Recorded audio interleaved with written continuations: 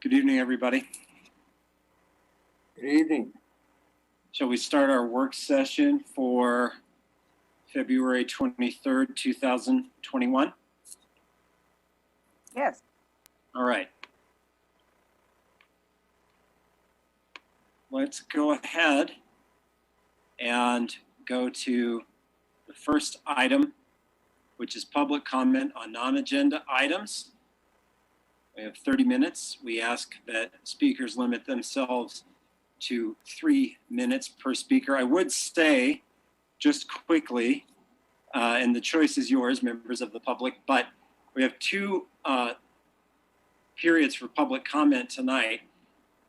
This period here at the beginning of the meeting, and then another one following the work session where we're going to receive some updates. So depending on what you'd wish to speak to specifically, you might want to reserve your time towards the end of the meeting, but the choice is yours. City Clerk, I know we had some folks that had signed up to speak ahead of time, as we encourage. And so if anybody that signed up ahead of time wishes to speak now, if you'll let the City Clerk know by using the raise hand feature, we'll recognize you and allow you for public comment. Mr. Mayor, we had one request from Taylor Nielsen. I had seen her in the participants list a while ago, but she's no longer in that list right now. All right. Well, I think we can assume that. City Clerk? Pardon me, Mayor. I was just going to let you know that's the only request for non-agenda related items we requested, or that were requested ahead of time. Okay. That being the case, let's move right into the work session. And I think what I'd like to ask the City Council for quickly is, I think there are folks that want to make public comment tonight, and they may want to make it on the work session item. So what I have in mind is for the work session to go forward with our staff giving us the information that they've prepared for us this evening, then council comments and questions, and then right into a public comment and feedback period. Does that suit everyone? Okay. City Manager, over to you. Hello, Council. Good evening. Everybody can hear me okay, I take it? Very good. I'm going to just give a quick introduction to get our PowerPoint loaded up, and then we can move through the presentation this evening. I just want to provide a quick refresher course on where we've been over the course of the last 6 months. You will recall on May 28th that the Council requested a work session be held at a future date on certain aspects of Laramie's policing services and policies. We did then subsequently have 3 public meetings on those matters. 2 were work sessions, and one, the third was a special meeting, and all 3 of those occurred in June.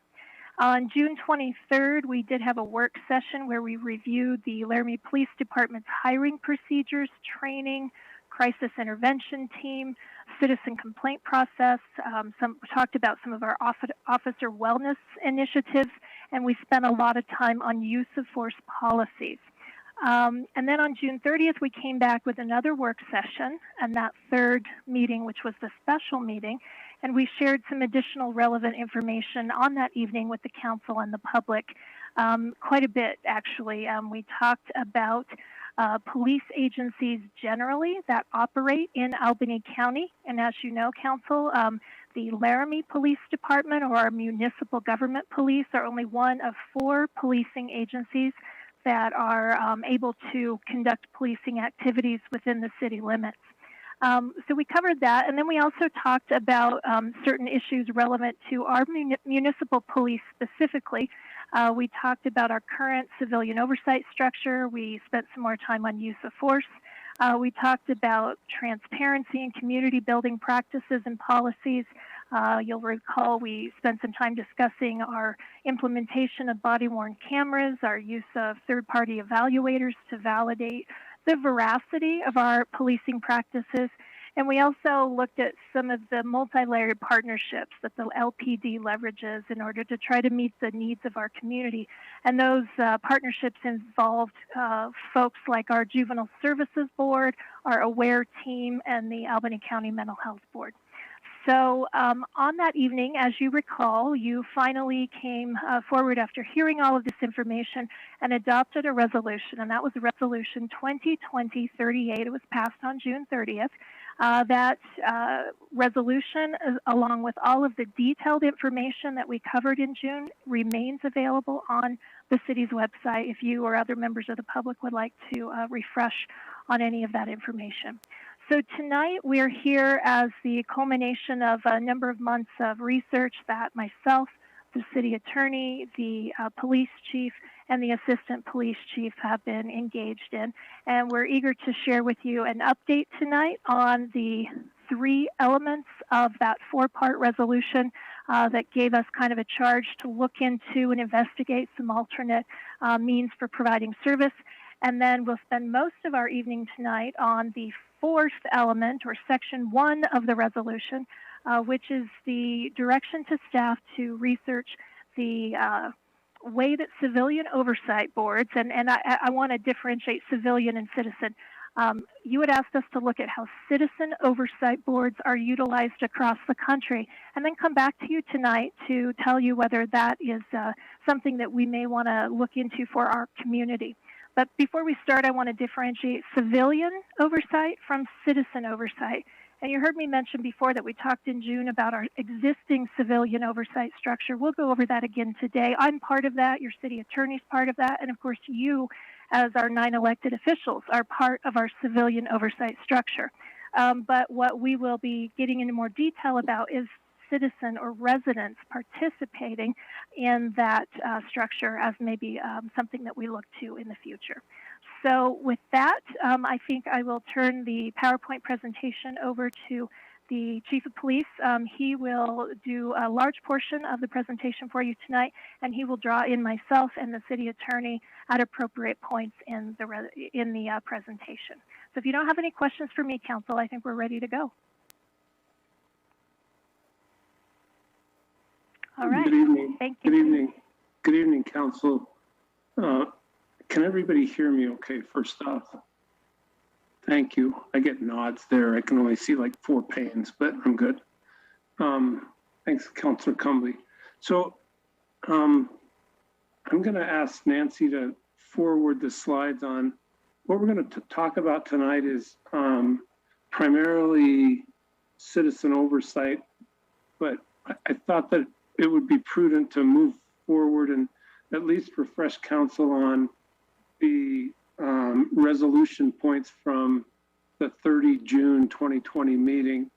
And on this page, and these are verbatim from the resolution, we'll move forward past the Civilian Oversight Board for now. The other one was to authorize staff to investigate areas in which mental health professionals may be appropriately utilized in place of or in combination with PD officers. Number 3 was to explore community engagement opportunities. Number 4 was to identify funding within the PD budget to increase the percentage of officers with CIT or crisis intervention team training. So I want to walk through 2 through 4 briefly to give you an update. Slide, please, Nancy. So for mental health calls for services, we have worked on this topic for many, many years. And this is nothing new within the last 8 months or so. In December of last year, kind of in furtherance of this, but also because we were fortunate to have a new peak wellness director come in, she and I agreed in December to start a program where we could team with Peak Wellness to go out and do checks on people that are in our gatekeeper program. So what that means is when we put somebody into an emergency detention, they develop a safety plan cooperatively with behavioral health at IMH and Peak, and then Peak tracks those people for a period of time. And then they release them early based on that safety plan that was put in place and they agree to. So in December, what we started to do was team with Peak counselors to go out and check on people who failed to respond to Peak phone calls and outreach to check on their status. And our idea is that eventually this will evolve into a kind of a cahoots non-police intervention where if counselors from Peak feel that they can go out into the field without risk, that they can go out without police. And this is very much a baby step into a non-police response to mental health calls for service. The other thing is that, especially over the last year or so, we've had extensive conversations with the mental health board, the Albany County Mental Health Board, about mirroring or coming up with some versions of, whether it's Cahoots out of Eugene, Real out of Lincoln, or the STAR program, which is reasonably new in Denver, to kind of mirror those types of programs. And what I've indicated last summer is that our challenge is capacity. And in fact, I engaged some mental health professionals locally last year who said they don't have that capacity right now. They're very busy with their own professional endeavors, and they don't have the time to implement a follow-up question. Slide, please. Kind of continuing, one of the things that's happened over the last several months is that we've been immersed in CIT for about 13 years now, 2007, 2008, and we'll continue that. We've held that training yearly with the goal of training at least 20% of our staff with CIT capability. In 2020, due to the pandemic, we did not hold that training. The other thing that has come about, especially since our new Peak Wellness Director's come into play, is that she's been trained now in mental health first aid training, which is a 2-day training, not as extensive as CIT, but still very valuable and nationally endorsed. And our plan as we move forward is to hold another CIT training, hopefully this year, and then by the end of 2021 or middle 22, have all non-CIT trained officers trained in mental health first aid. So these trainings are nationally accepted and things we've been involved in for many, many years now. Slide, please.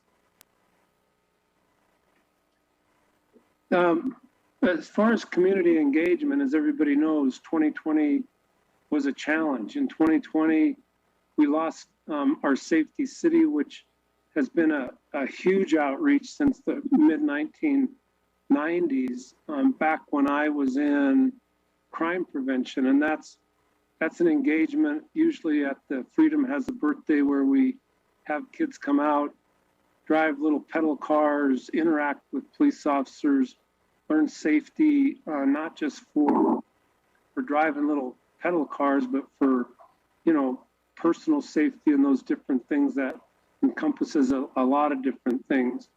We were not able to do Coffee with a Cop last year, but that's something we've done for the last 4 years as well. And we're hopeful in 2021 that we can resume those. And Nancy, if it's possible, I'd like everybody to watch just a little, minute and a half video that we took this year when we did the Shop with a Cop, because it was actually something.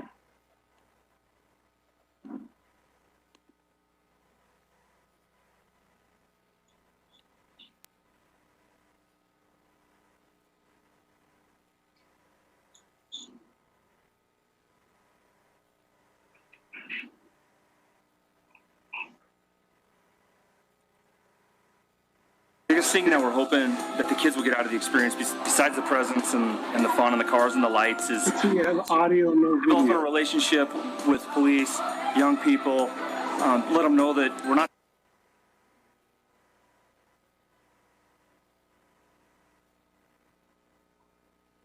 There you have video, Nancy. I think probably the biggest thing that we're hoping that the kids will get out of the experience, besides the presents and the fun and the cars and the lights, is just developing a relationship with police, young people, let them know that we're not the bad guy, we're here to help them. When they need help, call us. You know, those are I think kind of the biggest things besides just the fun of the whole thing. Well, I can't answer for every officer, but I can tell you from my point of view and from my aspect, it makes me feel good to reach out and help out and to get people together, especially kids. I think that at least the kids that I've met so far are going to remember this day forever. It's an amazing feeling, especially, you know, just personally for me, and I know all the officers that are volunteering feel the same way. But we couldn't have done this without help from all of our sponsors, the donations, the agencies, the media. This is Laramie, the Hilton donating turkeys, Walmart donating their time, and the Laramie Police Department Foundation. And just today, we have another $800 donation through the High Song Memorial Fund that just came in a very large amount. So we couldn't do it without them, and it's been an unbelievable experience for the very first year, and next year it's going to be even better.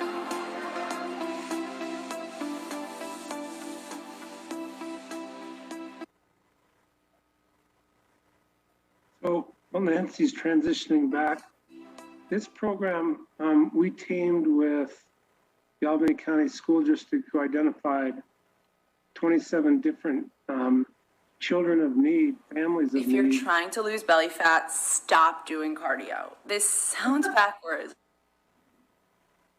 We teamed with the school district who identified 27 kids. We took them on a shopping spree, provided a meal for their family. And we think this was a great inaugural year to do that. So we're making efforts, as always, to integrate with the community in some big ways there. And then my last bullet point there is that my officers are heavily involved in the community through coaching hockey, coaching youth baseball, basketball. There's a lot of reach out within our department to the community, and I think, you know, through my career, we've always done an outstanding job at this, and we'll continue to find ways, and hopefully as the pandemic eases, we can get back to some of our long-standing programs. Slide, please. So as far as equitable policing, I apologize, I have to catch up with my slides. Based on input we had last year, but not only that, but because of discussions in the policing profession over the last 7 to 8 years, we brought in a nationally recognized trainer in implicit bias. This was a live training, 2 8-hour classes that were held last November, and 27 of our people, not just sworn officers, but also dispatchers and support personnel, went through that implicit bias training. So, and that doesn't include all of the people from the University Police Department, the Albany County Sheriff's Office, and Highway Patrol. So we're committed to these trainings. What I will tell you on implicit bias is about 1.5 years ago, before the pandemic, the Force Science Institute had presented a 2-hour video training by a nationally recognized implicit bias trainer out of Washington State, and that video was made available to all personnel as well, with overtime if they watched it. So it's a big deal to us to keep offering these.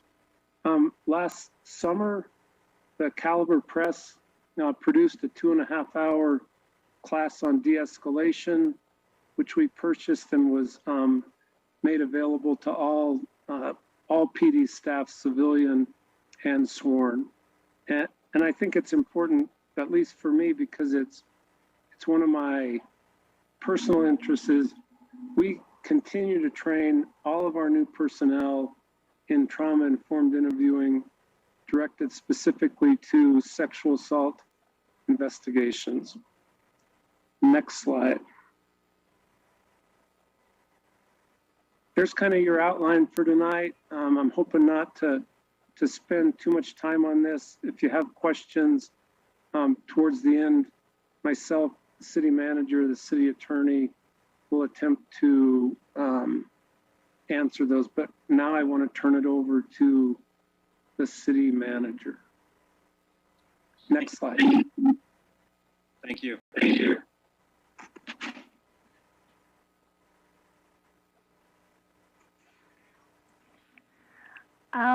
Thank you, Chief Stalder. So, Council, sorry, let me manipulate my slide to get my presentation up. Dale went a lot faster than I thought he would. He's pretty good at this. So I wanted to start us off just by reiterating kind of what our oversight structure looks for currently, so we kind of orient our discussion in what is current, and then we move forward to look at what could be, so to speak. So in Laramie, we've utilized a civilian oversight model for municipal policing services for many decades, and we've charted this out for you here. You'll see in this chart the red boxes depict civilian positions that are responsible for management and oversight. The blue boxes depict non-civilian or post-certified law enforcement managers and their positions. So I'll just kind of talk you through this from the top down. Of course, our citizens elect the City Council, and we have 9 City Council persons sitting on our governing body. That body exercises oversight powers in, I think, 2 primary ways: through Council, your legislative powers and your appointment powers. So clearly you can legislate public policy and law, and then in addition, you appoint a whole host of folks in those boxes below you to assist you in your oversight duties. Wyoming state statute requires the City of Laramie City Council to appoint 3 residents of Laramie to serve on the Civil Service Commission. And the Civil Service Commission oversees police hiring, promotion, firing, disciplinary matters, etc. In addition to your appointments to the Civil Service Commission, then you further appoint or employ myself, the city manager, and the city attorney. And the 2 of us exercise legal and operational management oversight for policing services, working with our chief of police. The city manager hires and supervises the chief of police, and Dale, as a member of our senior management team here at the city, consults as well with the assistant city manager, the chief operating officer, and the human resources director on matters that fall within their respective areas of expertise. So an example of that would be the human resources director might work with the chief and the city attorney on matters that deal with personnel management and surrounding legal requirements. In total, we have 18 civilians engaged in oversight of our policing services.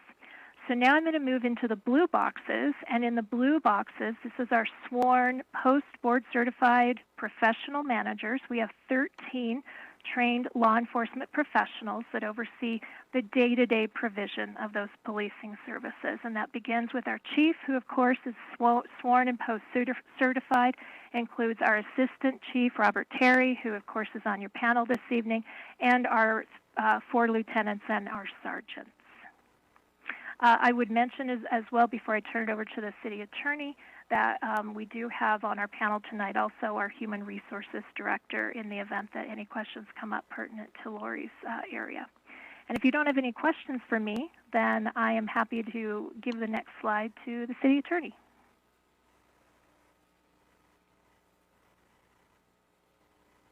I don't Okay, see next slide, Nancy. Thank you. Yeah. Thank you. I didn't see anyone looking for questions. So yeah, let's just keep moving on. Thank you, Council. I very quickly wanted to cover one topic on one legal topic, and that's the employment aspect of Civilian Oversight Board, the employment aspect of civilians overseeing the police. As you will hear in the rest of the presentation, there are any number of issues and any number of choices with civilian oversight boards, but I'm sticking right now just to the employment structure.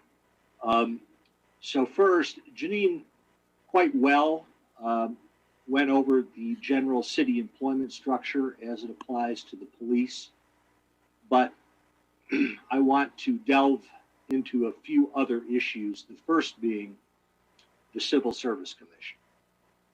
I do want you to understand, and everyone listening to understand, that while all employees of the city, including police officers, are employed by the city manager, they're not employed by the mayor, they're not employed by the council. While they're employed by the city manager, neither the city manager, nor me, nor the police chief, nor council has control over the employment of police officers in this sense. State statute requires that our Civil Service Commission have final say in obviously any terminations, but any reduction in rank or any reduction in pay, meaning anything with the most de minimis discipline or change with a police officer, and the same is true for fire. Same is true for the fire department. Must go in front of the Civil Service Commission. Civil Service Commission has final say on all of these employment matters. Number two, as you will hear in the rest of the presentation, there's often around the country a notion that civilian oversight boards should have complete access to personnel records. In my estimation, that is not the law in Wyoming. Wyoming protects personnel records and information. It's one of the strongest policies that exists in the state. We're forbidden to give them out. And the policy is most strongly embodied in the Public Records Act. So I should pause here to say, the reason I'm pointing these things out is these are things that need to be navigated that are unique to Wyoming.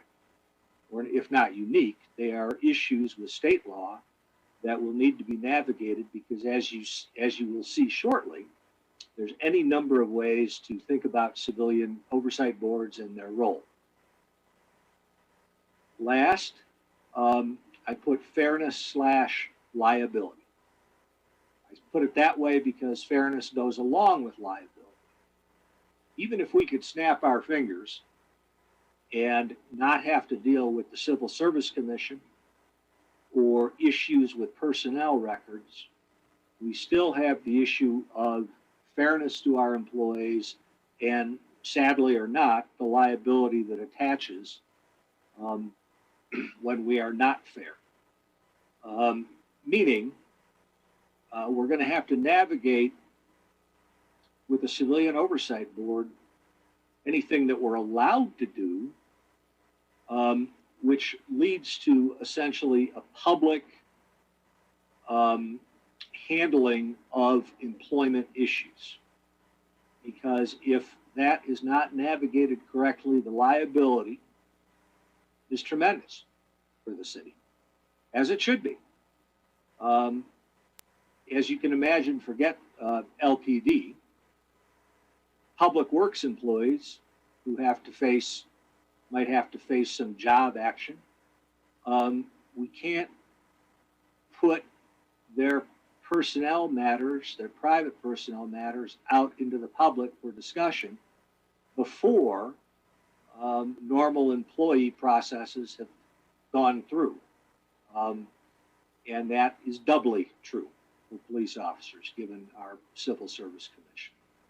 So that's a very brief outlook, overview of Wyoming employment law. I'm happy to answer questions, but it's something to keep in mind as the chief, I think, now goes through the various models from elsewhere in the country. Thank you. Any questions for the city attorney from the council on those items? City attorney, I have one brief question if I can.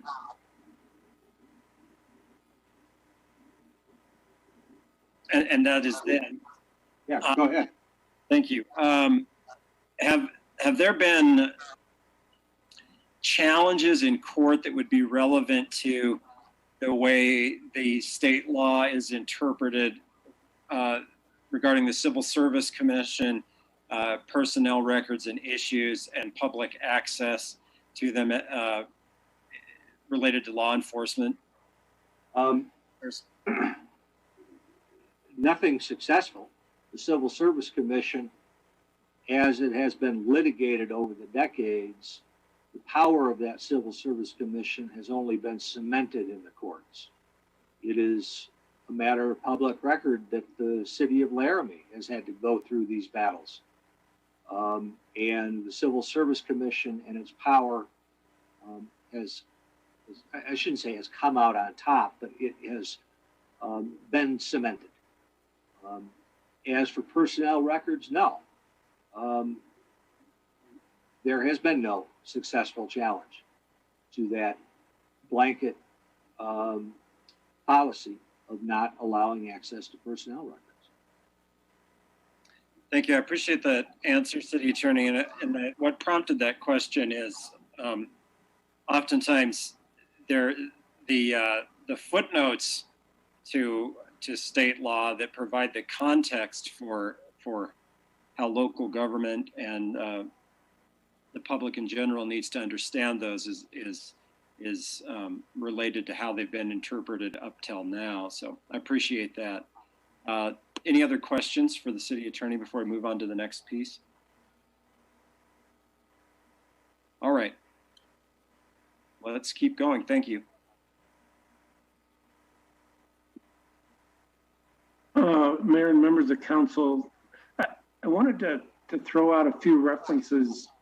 When the resolution was passed last June, I will admittedly indicate that I knew little about citizen oversight, and I'm well acquainted with Civil Service Commission, open records, personnel records, those sorts of things.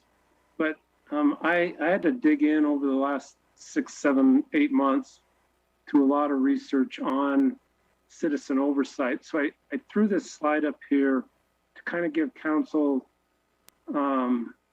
reading material, if you would like, at some point in time, because I relied heavily on the National Association for Civilian Oversight of Law Enforcement, PARC, which is the Police Assessment Resource Center, the Center for Policing Equality, as always, the IACP, the Justice Collaboratory out of Yale, and then finally the National Institute of Justice had done some extensive work over the last 15 years or so, and it's slightly dated back to the early 2000s. But I wanted to let council know about these different references, because what I'm going to provide to you tonight is certainly not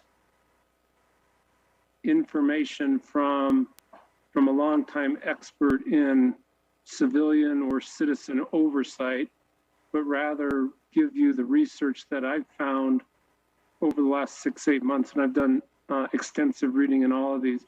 And I put the footnote down there at the bottom that NACOL references over 25 different publications regarding civilian oversight of police agencies. So there's a lot of information out there if people are interested in delving into it. slide, please. So the first thing is kind of what leads to citizen oversight. And all your references will tell you that in most instances, citizen or resident oversight is the result of, some sort of a community crisis, a breakdown. We don't have to look very far, even yesterday, about the Elijah McClain issue down in Aurora. And today, the city manager and police chief down in Aurora indicated that they would be looking at an outside monitor to look at police behavior and discipline to see if it's consistent. But usually citizen oversight comes about because of disparate policing, number of officer involved shooting, excessive force cases, and perceptions over a period of time of civil rights violation. And the most common cause for implementing a citizen oversight is repeated, and I have to stress that, repeated use of force incidents with the racial component. And there was very few incidents in the research and references about oversight being the result of a proactive action on the part of police administrators and or elected officials.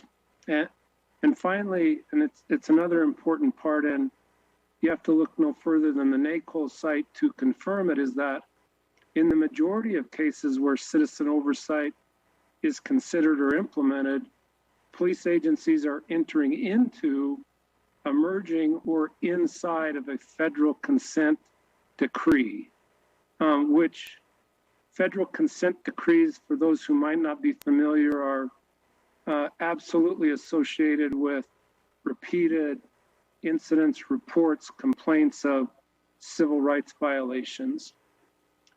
Next slide. The typical goals of citizen or resident oversight are laudable: to improve public trust. Because if public trust isn't there, that's not positive, because you can go back to the early 1800s with Peel's principle, and if the police don't have the public's trust, they're not going to be effective.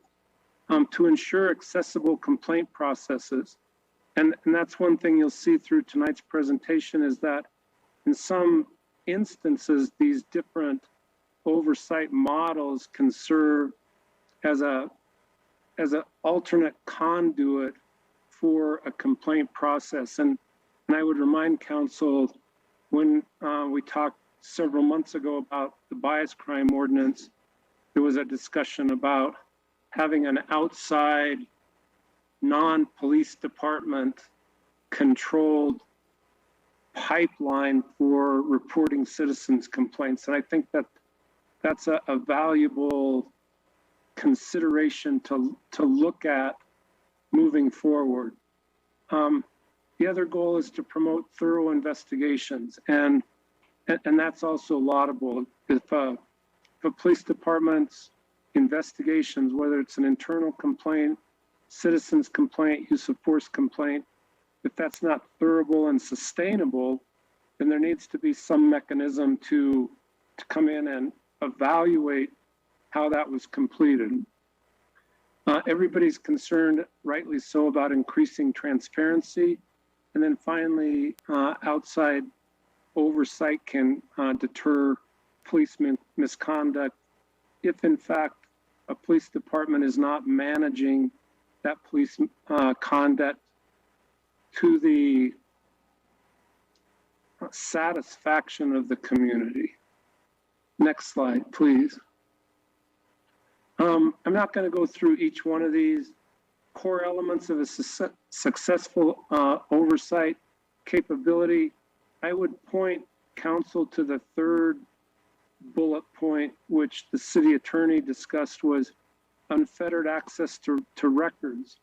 And as I've explained before, if me or my staff is doing a review of a use of force incident, from the beginning of that use of force incident review, that's absolutely a personnel matter because it could result in some sort of discipline, up to and including termination. So I point to that because I wanted to reiterate what the city attorney told is currently, because of liability, fairness to our employees, these things are internal matters in Wyoming state statute, with that exception of the Civil Service Commission.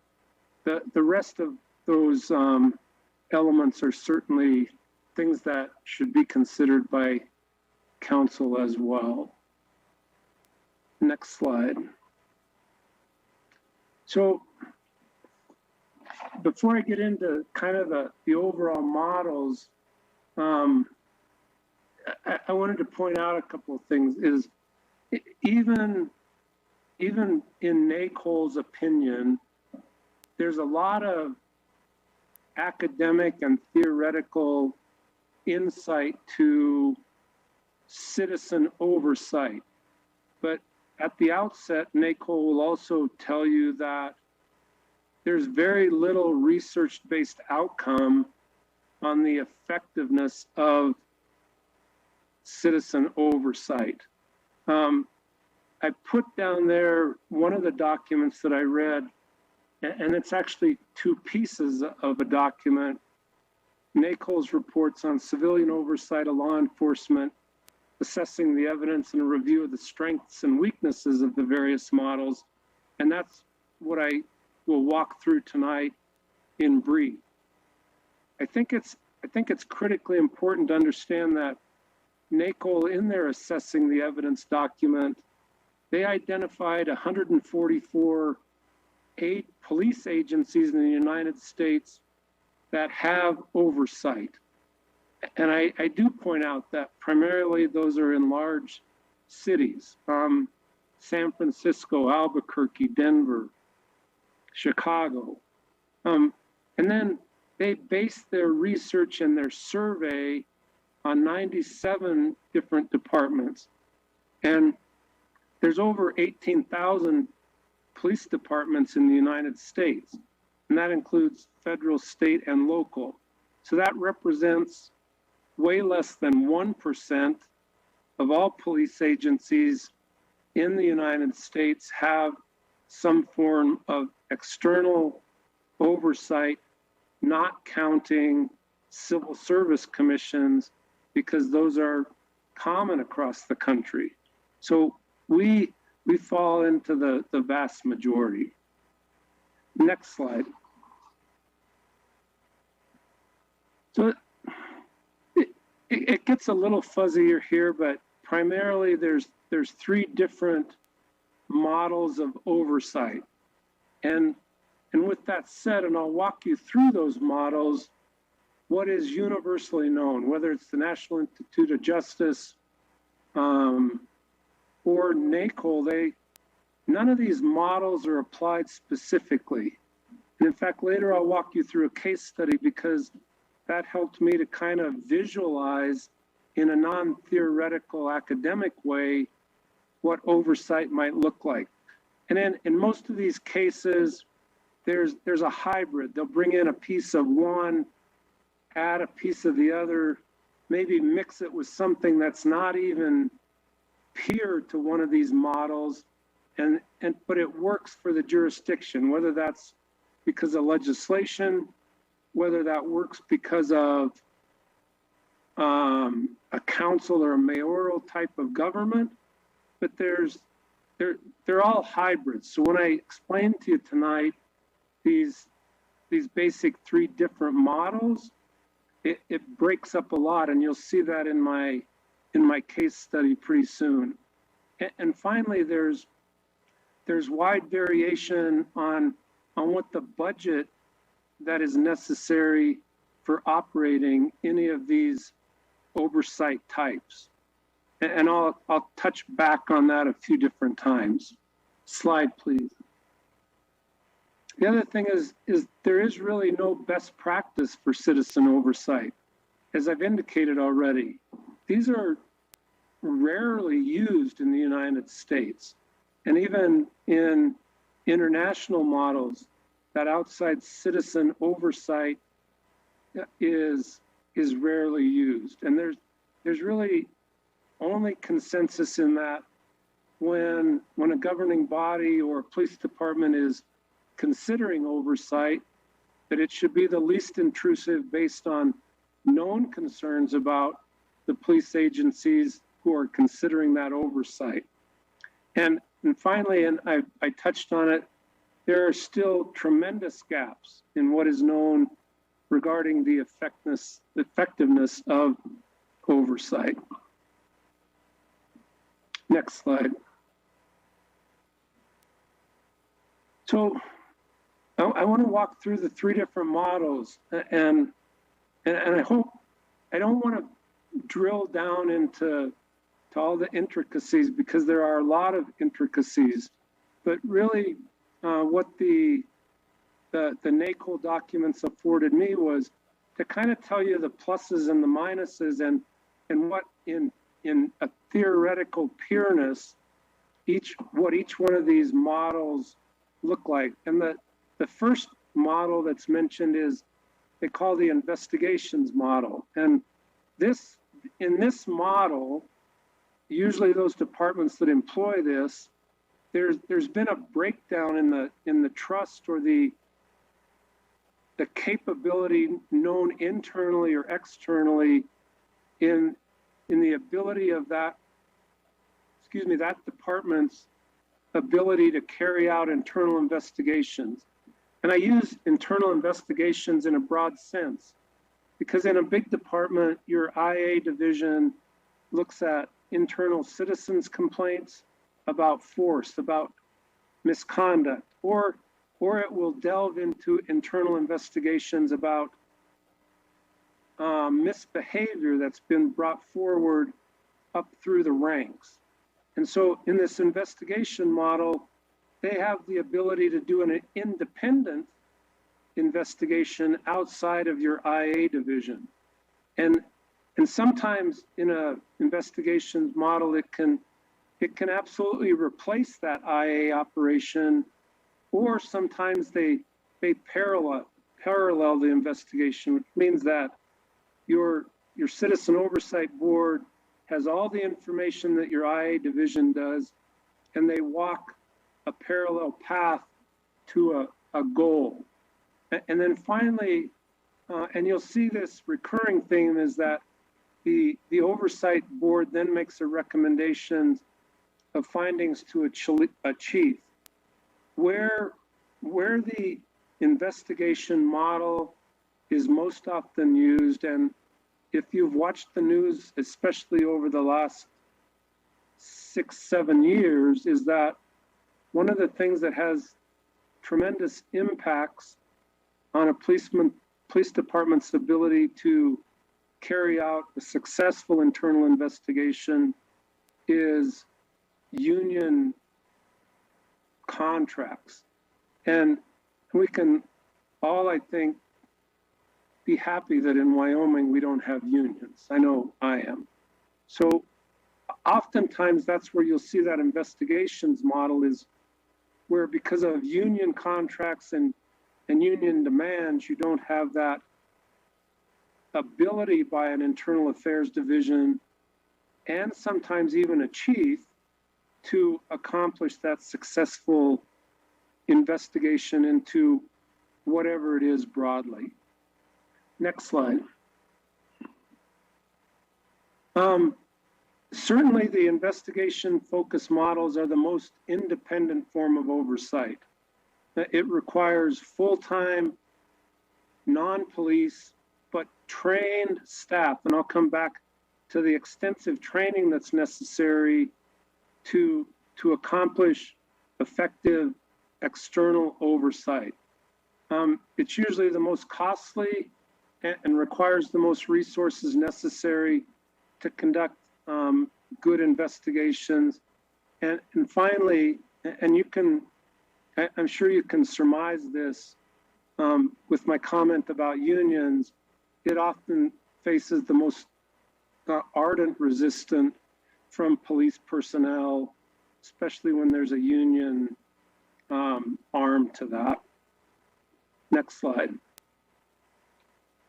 The next one, and probably the least intrusive model, is referred to as a review focused model. And when I put sometimes referred to as type 2, the NIJ, or the National Institute of Justice, they typed it versus NACOL's giving it a name versus like investigation or review. Generally, a review oversight board reviews the quality of the work done by an IA operation. They can serve as the point of complaint. And I'll come back to that over and over again. I see great value in having a non-police conduit for people to make complaints of misconduct, excessive force, or just questions.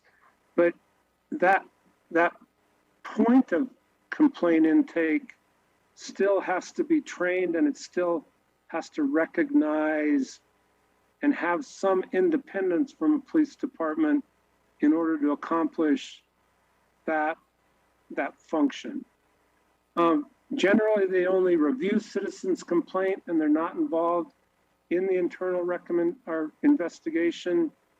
They can make recommendations to the chief, and very often in a review model, there's a report issued back to the community about their quarterly, monthly, yearly findings. Next slide. In the review model, it's commonly led by a review board composed of volunteers, so it makes it less costly. But there are costs associated because the people on that board have to have that understanding of the complaint intake process, as well as, and this is a difficult thing, I think, for a lot of people to understand, understanding of what constitutes a proper investigation into that citizen's complaint. And they're very much less independent from the police agency that they work with. Next slide. The final model that I want to touch on, and really one of the newer models that has evolved, is what is referred to as an auditor-monitor focused model. And in the auditor-monitor model, there is an auditor that is separate from the police department who will work directly with an IA division to ensure that any investigations are properly handled.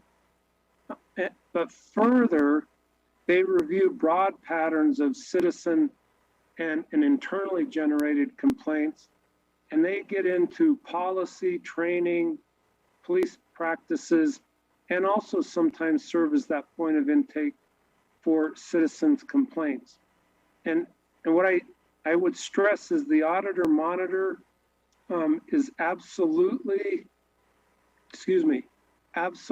an outcome over the last 20 to 25 years of DOJ consent decree actions. And almost always the auditor monitor is an ordered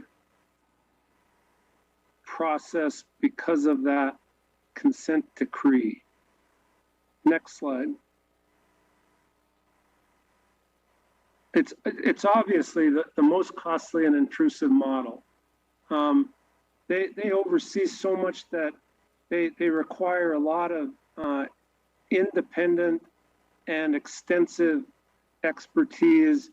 And again, in most cases, and I'll just jump back to my police union comment, they can still only make recommendations and cannot compel agencies to make changes. And most often when an auditor monitor board makes their impact is that they make reports back to governing bodies, mayors, councils, And that's where those compelled changes occur, whether that's the removal of a police chief who doesn't make the changes, or whether it's through statute or ordinance. So when I say they can't compel agencies to make changes, everybody understands that there's a lot of different avenues to that end result.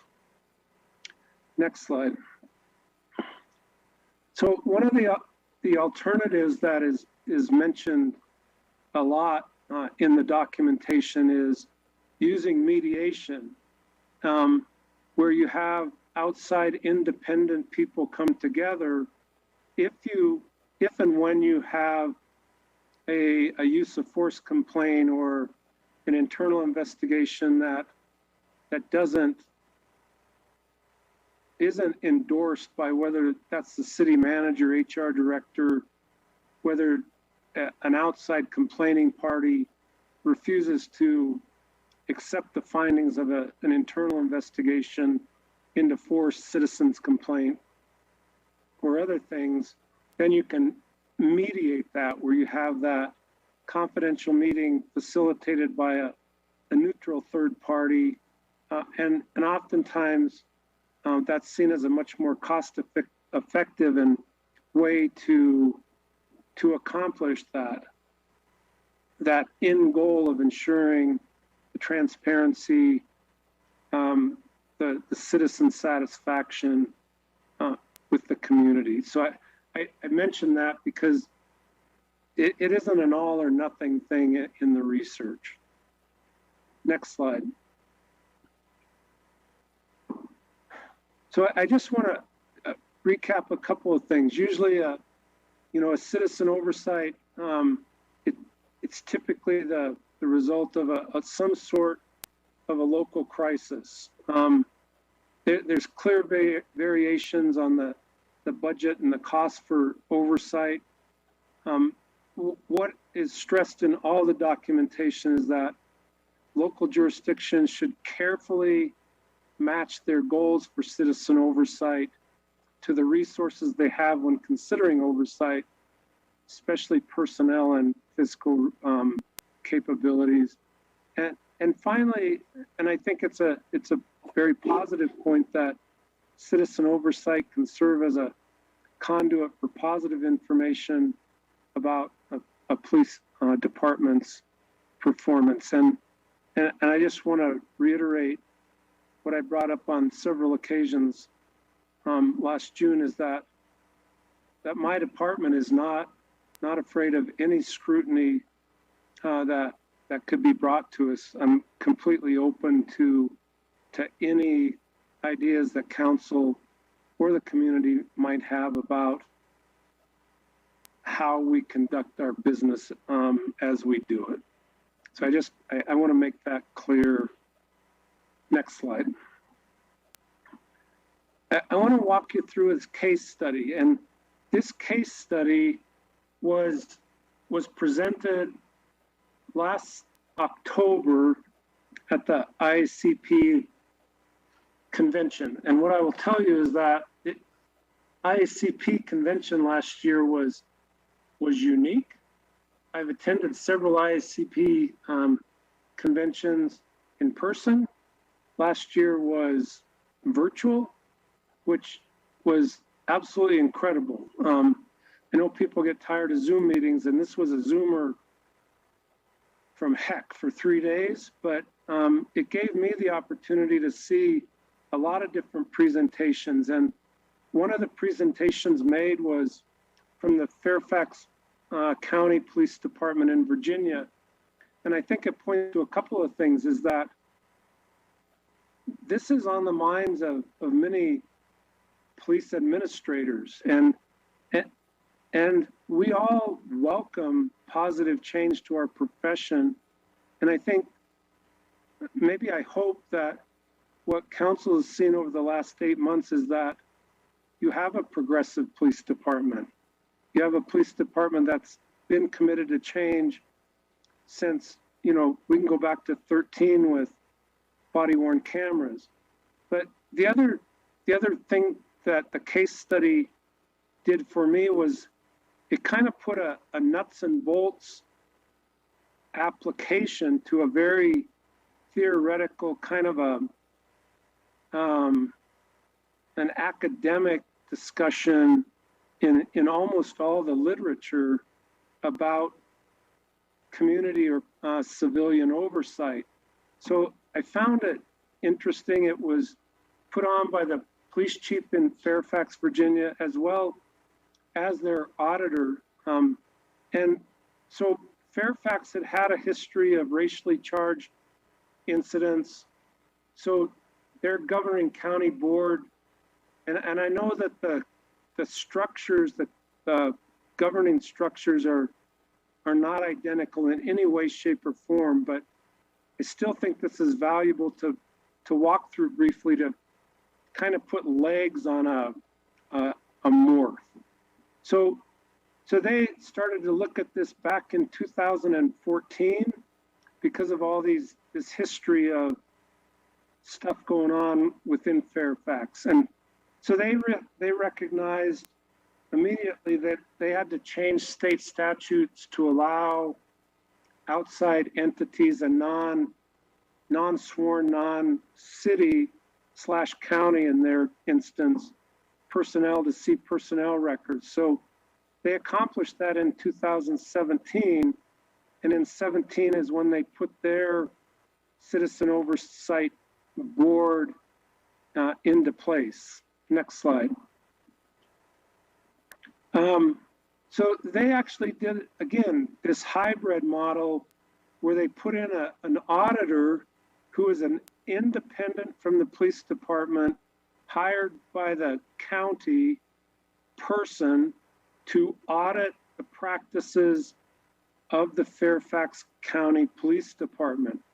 But then they added the other angle of a review panel that essentially the auditor turns to double check his work and then to provide that outside community assessment to, because the auditor doesn't work for the community. He's not an outside entity. The auditor works for the county outside of the police department. But then what Fairfax did was it specifically noted what types of incidents the auditor and the review panel could look at. And those are noted there. Only uses of force with a citizen's complaint. Not every use of force, only if it had a citizen's complaint attached. Only death or serious incident or serious injury investigations. Only in custody death investigations and abuse of authority or serious misconduct. So in Fairfax's example, they wouldn't come in and review every use of force. If somebody called in and said that the officer was rude, they wouldn't be involved. If they were doing an internal investigation where an officer was accused of some criminal activity in their personal lives, they wouldn't come in unless the chief asked them to. So they limited the scope of what the auditor could look at.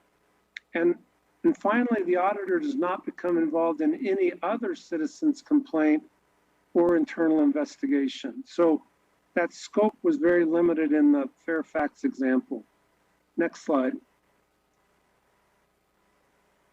In all instances, the auditor does not become involved until after the IA division has completed their work. So the auditor in this one acts more as the review example that I gave you earlier, to where he comes in and double checks the work of the internal affairs division. And then the auditor requires a request from the chief to review the incident. If the chief is not satisfied with it, and I actually kind of like this because it gave the chief, who was also in the presentation, and what he said was that he likes it because it's that outside set of eyes to double check that what he's assessed of the internal investigation actually passes muster, if you will, with the auditor and then the review panel. And their charge is to make sure that the incident was thorough, complete, objective, impartial, and accurate. The auditor does not come in to try to overturn the results. He just double checks to make sure that the IA division of Fairfax County PD completed those different sets of ideals. Next slide. This was an interesting point to me, is that, and what I stressed last summer is that what police do is complicated. Policy development is complicated. The training in force application is complicated. The different way we walk through an investigation is complicated, and that can be complicated because of outside possible criminal charges, garrity, different things that we have to pay attention to ensure that our investigations are impartial and fair, and that we don't incur liability on the backside if we make a decision to discipline, suspend, terminate, those different things. So this is where the training and some of the expense comes in. And this slide is directly from the presentation, in that their auditor and their citizen oversight panel have extensive training internally and externally and internally on the NACOL principles. And I can't reinforce enough that NACOL is absolutely the leading authority in the U.S. on citizen or civilian oversight. But then all of the auditor and the citizen group need to be trained in department policy. What is the policy? You know, if a taser is used, was it used according to policy and training?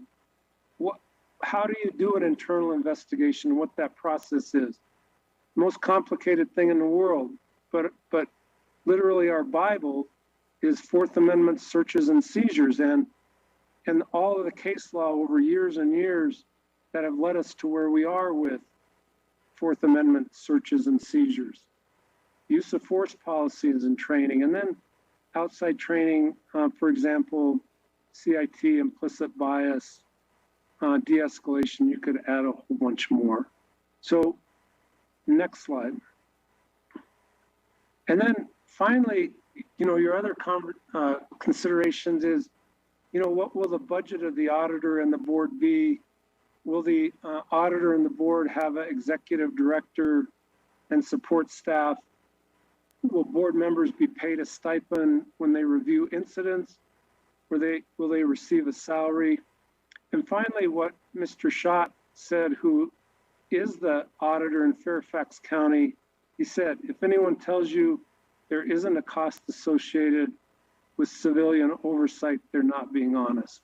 So I put that out there just to make the council aware that this isn't just a matter of bringing together some interested and obviously well-minded and considering people from the community, that there's a lot more that goes into it just by necessity. Next slide. And then finally, you have to have some education on departmental personnel about what the oversight entity looks like, what their role is, what their responsibilities are, their impact on personnel, and the limitations on the auditor and or the board. And this is a critical point that was mentioned in all the literature, was that when and if you embark on outside citizen oversight, that it will have impacts on your police department staff, at least from a perception perspective, if not outright hostility. And I mentioned that before. Next slide. Janine, I'll turn it over to you unless there are questions that I can answer by council. Council, questions for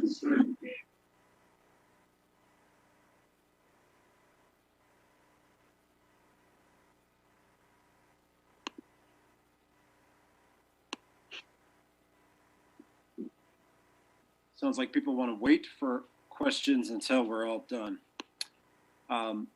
Okay, next, thank you, Chief Stalder, City Manager. Thanks, Mayor. So, excuse me, all of that research kind of culminating in the next few slides here, where we'd like to talk to you about how we move forward now that we've completed all of this research. As you know, we heard a lot of questions over the summer. We had a lot of input and a lot of strong opinions and passionate voices about this issue of policing in our community. And as we've completed the research, and I've really reflected back on the research as well as the resident input, it strikes me that we really are striving to understand what could be evolving needs, not just in our community, but as a nation, evolving needs with respect to policing services. The question I ask myself at the end of all of this, and I suspect that you are as well, is, do we just pull out one of these oversight models, whether it be type 1 or 2 or 3, as Dale has described to us, and put them in place in our community? Can we adopt another community's model and just consider that sufficient? And while that may be the case, I'm going to tell you that what I'm going to suggest to you tonight is that I'm of the opinion, and I think that the other staff here tonight agree with me, that we need to do a little more homework, basically. In addition to the voices we heard this summer, the only other real data we have about how our Laramie residents feel about policing services and what they need or want from those services comes to us through our citizen survey that we do every 2 to 3 years. Most recently, we did that survey in 2019, and it told us that citizens who had had contact with police in the prior 12 months rated their services and the interaction they had with the officer highly, and that it told us that our citizens have a high preference for spending taxpayer monies on policing services. But that's literally 2 questions. So how do we know really what the community as a whole wants, and the people in the middle who aren't the strong, passionate voices on either end of this issue? With that in mind, what I'd like to suggest to you is that we do think that these needs of our community may be evolving, and as staff, we're very open to being innovative. As you know, and Dale's mentioned, and I have as well, not only in policing, but in a host of ways, Laramie really prides itself on being innovative and adopting practices that lead not only in our state, but in our region. But I think that we need to get more information before we move forward, and those things are noted here on the slide. What are our community's needs and values surrounding policing? What resources do we have available to us to make changes? And a lot of those changes will affect our partner entities as well. I don't want to go into all of the detail of our partner entities, but you know, Council, that we certainly have partner agencies as we conduct our policing activities, and they're not just law enforcement agencies. Again, we don't have a lot of data and evidence about how people feel and what they want, and prioritization will be important, as it always is for us as a resource-constrained community. So what I know from my training is that it's a very known entity or a known quantity as far as how do we design and deliver public services, or in this case, maybe redesign those services. And policing services, to me, are no different. The best practice way for doing that is we adopt a holistic approach. We look at the values of our community, and then we implement strategies to meet those needs and values that is based in evidence, basically.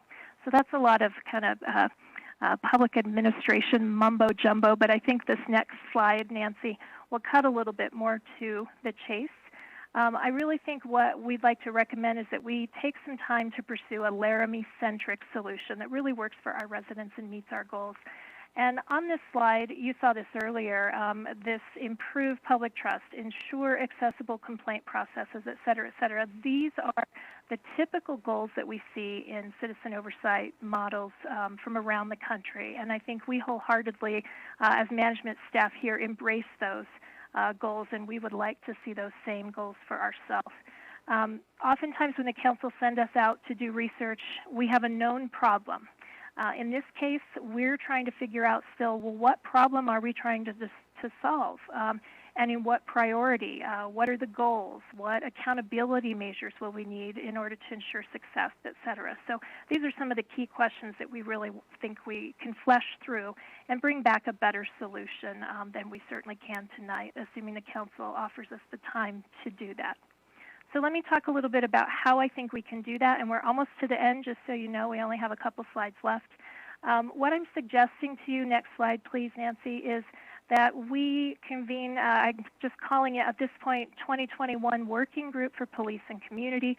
I do have a sort of structure sketched out for this group. It would be a very broad-based working group with folks from all across the community that would really take a look at our policing services and our community needs, and then give a body of recommendations to city leadership in not more than 12 months and maybe less than 12 months. I think that doing this could really help fill some of the gaps in our understanding, as I've said, and these are the four sort of objectives that I think this group could pursue as we bring our residents to the table and we really listen to them and have dialogue.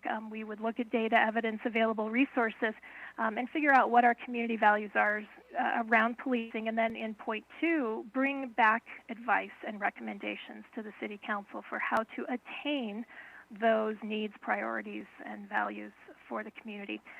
Point 3 and 4 really surround some hot button issues nationally and locally, but 3 is they can also make recommendations as to how it would be most effective to build understanding and have better communication and trust between our police department and the community at large. And this is a really big issue right now. The city as an entity, let alone in the police department, we've been struggling for 3 or 4 years. As we watch communications trends change, we have been struggling to figure out how do we get information to our citizens. And Council, you know that. We've talked about this more times than I can even count. We can't rely on one source anymore. We can't just put information in the newspaper or just put it on Twitter or just put it on Instagram. We really are trying to find that magic mix of ways to communicate with our residents generally and certainly about policing. And then lastly, the group would be coming back with some advice for us on how we can be building transparency and accountability around these 2 really important issues that have arisen in the national dialogue, and those are use of force and police conduct as a general matter. I want to mention one other thing as I propose this sort of 12-month working group. I also think it's very likely that we are going to see changing legal requirements in the next maybe year or 2, those coming either from the state or the federal level. And along with those changing requirements, I don't think it's out of the question that we could also see state or federal government engaging in resource seeding, where they're providing additional rules, guidance, or maybe, if we were lucky, even grants that could help facilitate any criminal justice reforms they might put in place. Some of those reforms could touch on our issue here and the whole reason we're discussing tonight. So I see this work occurring over the next so many months as maybe coinciding and actually dovetailing into federal or state level changes. And next slide, please. So if the council choose to convene this group and maybe do a little more due diligence on this issue, I think it is likely that we could complete this work in 12 months or sooner. I've sketched out a general schedule here that you could take a look at. I am prepared, if the council are amenable to this approach, to bring a resolution to y'all very soon to put this group together. And then I've sort of sketched out what we would imagine as the schedule through the remainder of the year, with recommendations ultimately coming back to city leadership in April 2022.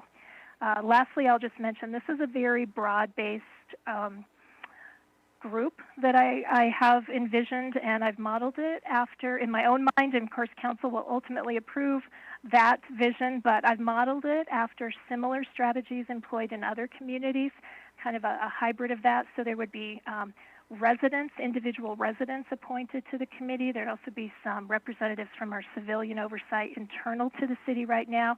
And then there'd be institutional representatives coming from some of our major partner agencies like school district, university, ASUW, et cetera. So it's very broad-based. And with that, I guess I'm happy to answer any questions and just let you know that we're really excited as a staff to be able to bring you this information and to see where we'd like to go with this. It's important to us that our residents feel safe in our community, and that's every resident feeling safe and protected. And as public servants, we take that mission very seriously, and we're really eager to work, as we always do, to kind of strive continuously to do better and be better for Laramie. So thanks. I'm ready for questions. Thank you, City Manager. Appreciate that. Councilor Harrington, you have the floor. Thank you, Mr. Mayor. City Manager, do you have any more information on sort of the scale of this working group that you're proposing, as far as like the citizen aspect of it? I mean, I can tell you. Oh, go ahead. Sorry, go no, ahead. Go ahead. Yeah, if you have an answer. I was going to try to make the question more pointed, but it's probably good enough. I think I understand, and if I don't, please feel free to jump in and correct my direction. At this point, there's about 20 members of the working group that I've sketched out, and you know this will all be refined when brought in front of council. But it's roughly 20-member committee. 9 of those members are city residents. In my mind, had proposed 7 being just regular residents with no particular expertise, but just an interest. I will say we have lots of people that are interested, and frankly, just in the last few months, I've been very blessed to have ACOP appoint a representative to do a pre-budget review work with me. So I know there's people that want to roll up their sleeves and assume those 7 positions. In addition, there are 2 resident positions reserved for for 2 people that work in social services. And my thought there, and this is similar to what I've seen as I've looked at, I can't even remember how many models I've looked at now, but many models. But the notion of involving folks in social services industry as residents is not unique. It's not some brainstorm I had, but we would reserve 2 positions for those folks in recognition of how keenly interested our residents seem to be on how do we bring social services to the table with policing and maybe provide a better first response to mental health calls for services and people in crisis. So 9 residents. I think there are 4 or 5 positions for institutional appointees. I've had some preliminary, very early conversations with some of those potential partners to just say, hey, if we asked your agency to serve in this capacity, would you tell us to go away, or would you be game for that? And I haven't talked to every agency, but the ones I have so far have indicated positively that they would participate. And then we would have some of our city folks involved, council members, like I said, civilian oversight, someone from civilian management, someone from policing management, and then some liaison positions as well. So what I had suggested is a member of sworn police as a non-voting member and non-command representative, as well as the police chaplain or other liaison positions as might be relevant as we move through the process. Thank you, City Manager. Thanks, Mr. Mayor. You bet. Any follow-ups to that or anything? No, nothing specific. I'll save a few comments for later, but thank you. All right. Yeah, I'm trying to offer folks a well-rounded question and comment session here because I anticipate there will be considerable comment from members of the public. I have Councilmember Gabriel and then Councilmember O'Doherty right after that. Councilmember Gabriel, you have the floor. Thank you, Mayor. Certainly, thank you, Janine and Chief Stalder, everybody, for putting this all together. I'm really encouraged by the 4 points that the city manager talked about going forward on this. I know it's going to take a while to get this all put together, but one of the emails that council received today drew my attention, and it said, quote, "There are not management issues within the force that warrant this oversight," unquote. And I was just wondering, from Chief Stalder's viewpoint, I would answer that from the goal slide that you talked about public trust, transparency, deter misconduct. But do you really see within your department that, that emailer that said, is there really something that warrants this oversight board? Mayor, members of council, and you were breaking up a little bit, Councilor Gabriel, but I understand that somebody emailed you and said that there were all kinds of issues within our department. I would point out that... No. If I might, Chief, it said, let me just quote again if I could. Go ahead. How is this now coming through? It said there are not management issues, not within the force that warrant this oversight. So I was just curious if you would comment on that, and I would answer them by the goals slide that you presented, transparency and public trust, preventing, misconduct, that type of thing. I was just wanting to get your opinion on that. Mayor and council, I've said my entire tenure, and I reiterated it last year, that I believe that this is a well-run police department, and it's not me who runs this. It's my moral and ethical checks and balances on a day-to-day basis with every decision we make. And we do not have a huge number of citizens' complaints. And in fact, in 2020, we had 3 citizens' complaints, all resolved on a minor level. I do not believe that there are institutional problems that warrant community oversight.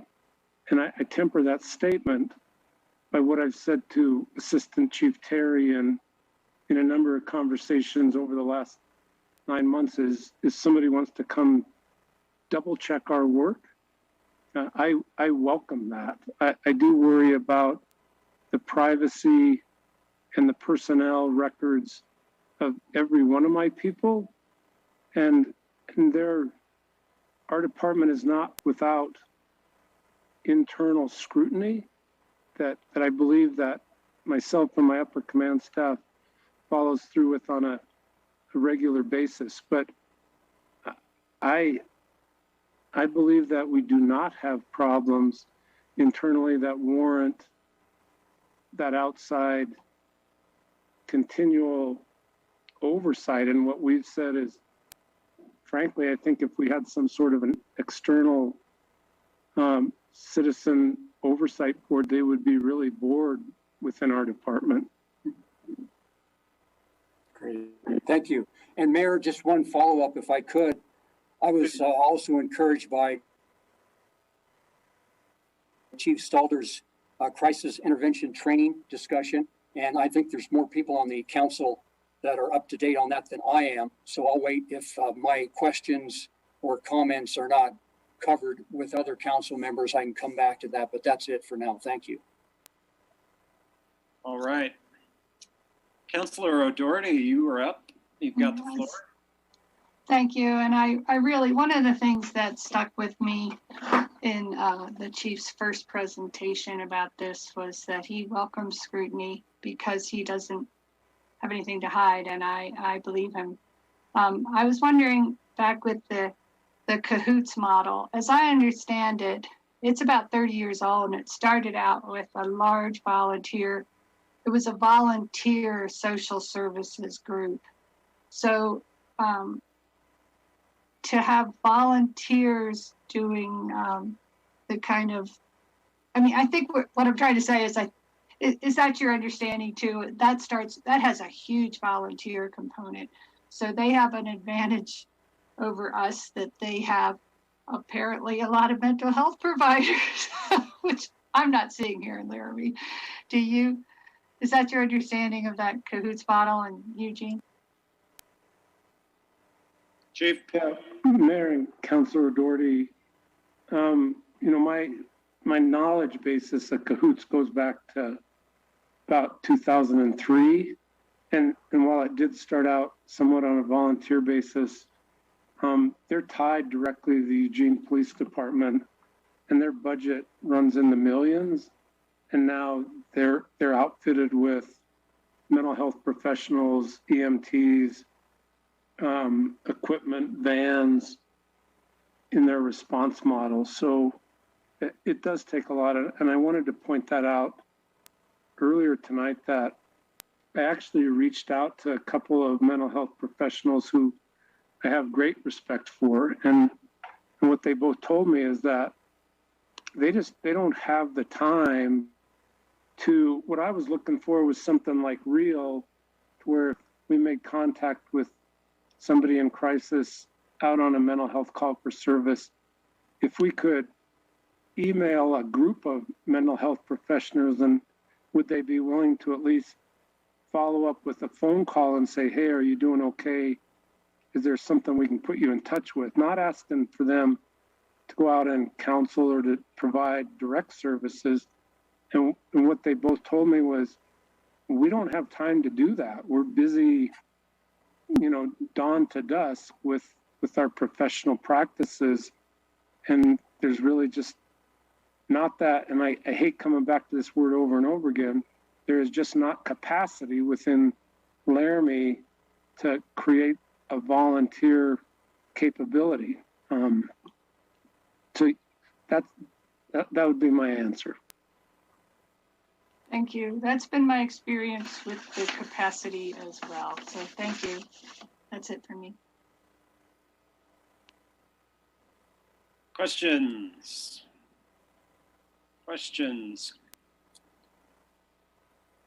Councillor Cumby. I just wanted to make a comment. First of all, to thank City Manager Jordan and Chief Stalder for your presentation tonight. And as a new council member, I must tell you, it has been extremely helpful and very important. Chief, you made a statement, policing, what goes on. Policing is very complex, and what goes on within the LPD is a very complex process, and I'm just paraphrasing that.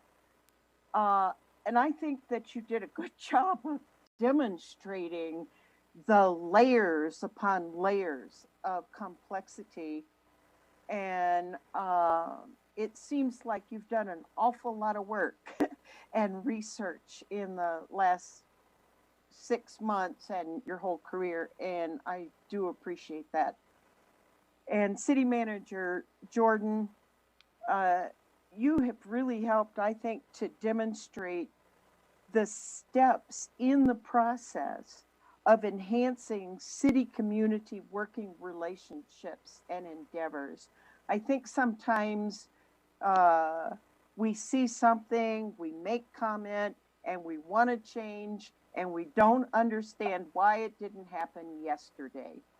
And I think your process, the way that you've laid it out, and the way that both of you have presented it, helps to describe how complex and the steps that it takes. And I appreciate that. I learned from that. And it seems like we have a very sound process that is underway. Thank you very much. Anybody else for their initial questions or comments? Councilor Harrington, you have the floor for your second time. Thank you, Mr. Mayor.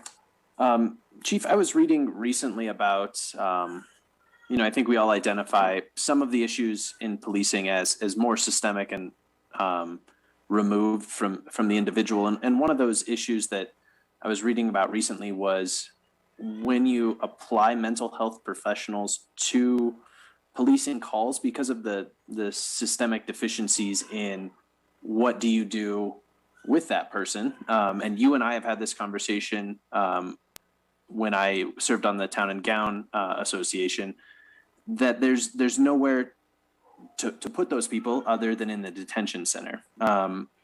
And so I'm going to ask you for a bit of an opinion, and sorry for that, but I'm curious if, in the packet, there's a sort of a number of sworn officers to, I think it was 10,000 residents. And you can see that number decline over time.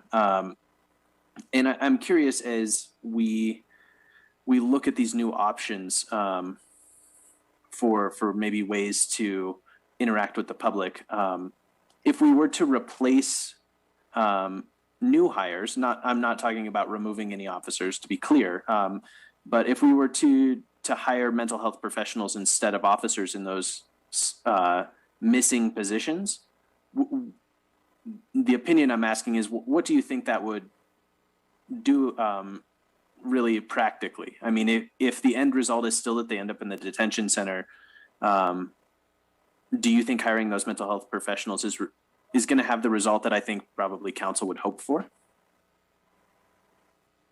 Mayor and Councilor Harrington, I think I need to correct or at least understand your question, Councilor Harrington. When we deal with a mental health call for service and the outcome is that person needs to be taken into custody, and I use that term loosely. When we take somebody in a Title 25 detention, that's a civil detention, not a criminal detention. And in those instances, those people by Wyoming state statute are to be held in the least restrictive environment possible. And in no cases, when we take somebody into detention on a Title 25 detention, do those people go to the detention center. In every instance, those people go to BHS up at the hospital. There are instances that arise where BHS, because of the volatility of that person and a lack of other options for detention in that civil setting, that they can legally by state statute be placed in the detention center. But that is when we're talking Title 25 detention, that's the exception, not the rule. Almost always they're placed in a medical psychiatric facility. So I need to correct that, or at least clarify that for council. To your second question, and it's also a question I've answered multiple times over the course of the last many months, is if police did not have the responsibility for responding to mental health calls for services, and there were other optional non-police response modalities out there, I still need every one of my people to handle criminal calls for service. And in fact, the mental health calls for service are often a distraction, and it creates an inability to have officers pay attention to the more important pressing policing needs within our community. And as I've indicated last summer, one of the problems at being at 47 versus when we were at 51 is when I have attrition, whether it's retirements, resignation, no longer have the ability to staff at that minimum level because of that attrition and the time it takes to bring an officer back up to speed in that 9 months to put he or she back out on the street. So in my opinion, we need different options for dealing with mental health calls for service, but it doesn't take away my need for my minimal staffing that I have now. Yeah, thank you, Chief. And I think you, Mr. Mayor, if I could, I think you did get to exactly what I was asking. Sorry, my question was not more refined and far too rambly, probably. But yeah, I mean, I think my question really boiled down to could those deficient positions be filled with mental health professionals, or do we need to be looking as a governing body responsible for budgeting? Do we need to be looking at, that would almost require an increase in funding? So I just wanted to make sure I was asking that question. So thank you. Thank you, Councilor Harrington. Council members, for questions on this, frankly, I'm going to say that I'd like to encourage some questions and discussion on this. This is an important topic, and I certainly have several, so don't be shy. Councilor O'Doherty. Oh, I was just wondering, are the officers in the police department eligible for the COVID vaccine now? So when would they be able to work together doing CIT training? Thank you. Thank you, Councilmember O'Doherty. That's an important question. Chief Stalder. So to answer your first question, since about the middle of January, my sworn patrol force has been receiving the vaccination, and many of my staff have received not just the first but the second vaccine. Now my non-sworn staff is receiving the vaccinations, and a lot of those tier 2, I'll call them, because all the numbers run through my head weirdly, have received at least the first and are headed for the second. To answer your second question, my hope is that by the fall or the late summer, we can put together a CIT curriculum, and that remains our goal. And then coupled with the fact that we're going to start doing mental health first aid training. But I would urge caution. When I embarked in 2016 to train all of our staff in trauma-informed interviewing, that process took me 3 years. It's not simple because of shift work and turnover and just the number of people we have to just snap our fingers and have everybody trained. But my hope is that by the summer, when vaccine is widely available, that we'll be able to start scheduling some in-person trainings. And to be quite honest, as I indicated earlier tonight, in November, based on community concerns on implicit bias, I brought in face-to-face training then. So it's not something that we'll shy away from, and we'll move aggressively. Thank you. Thank you, Councilmember O'Doherty. Councilmember Gabriel. Councilor O'Doherty really covered what I was seeking to ask the chief, but maybe to get more specific. I know you talked a little bit earlier about some of the staff being trained in the crisis intervention. Can you tell me how many right now? And then is your goal to get the entire staff trained? Mayor and Councilor Gabriel, as I've indicated many times over the last several months, it is not practical to train every member of your staff in crisis intervention team training. It's a 40-hour class. It's labor intensive to put on. IACP and PERF both recommend that a minimum of 20% of your patrol staff be trained in CIT, and that you offer other trainings such as mental health first aid assist to the remainder of your staff. And we've absolutely accomplished that goal. I believe, and don't quote me on it, but I believe that 33% of my officers are trained in CIT, and not every one of those officers are currently in a patrol function.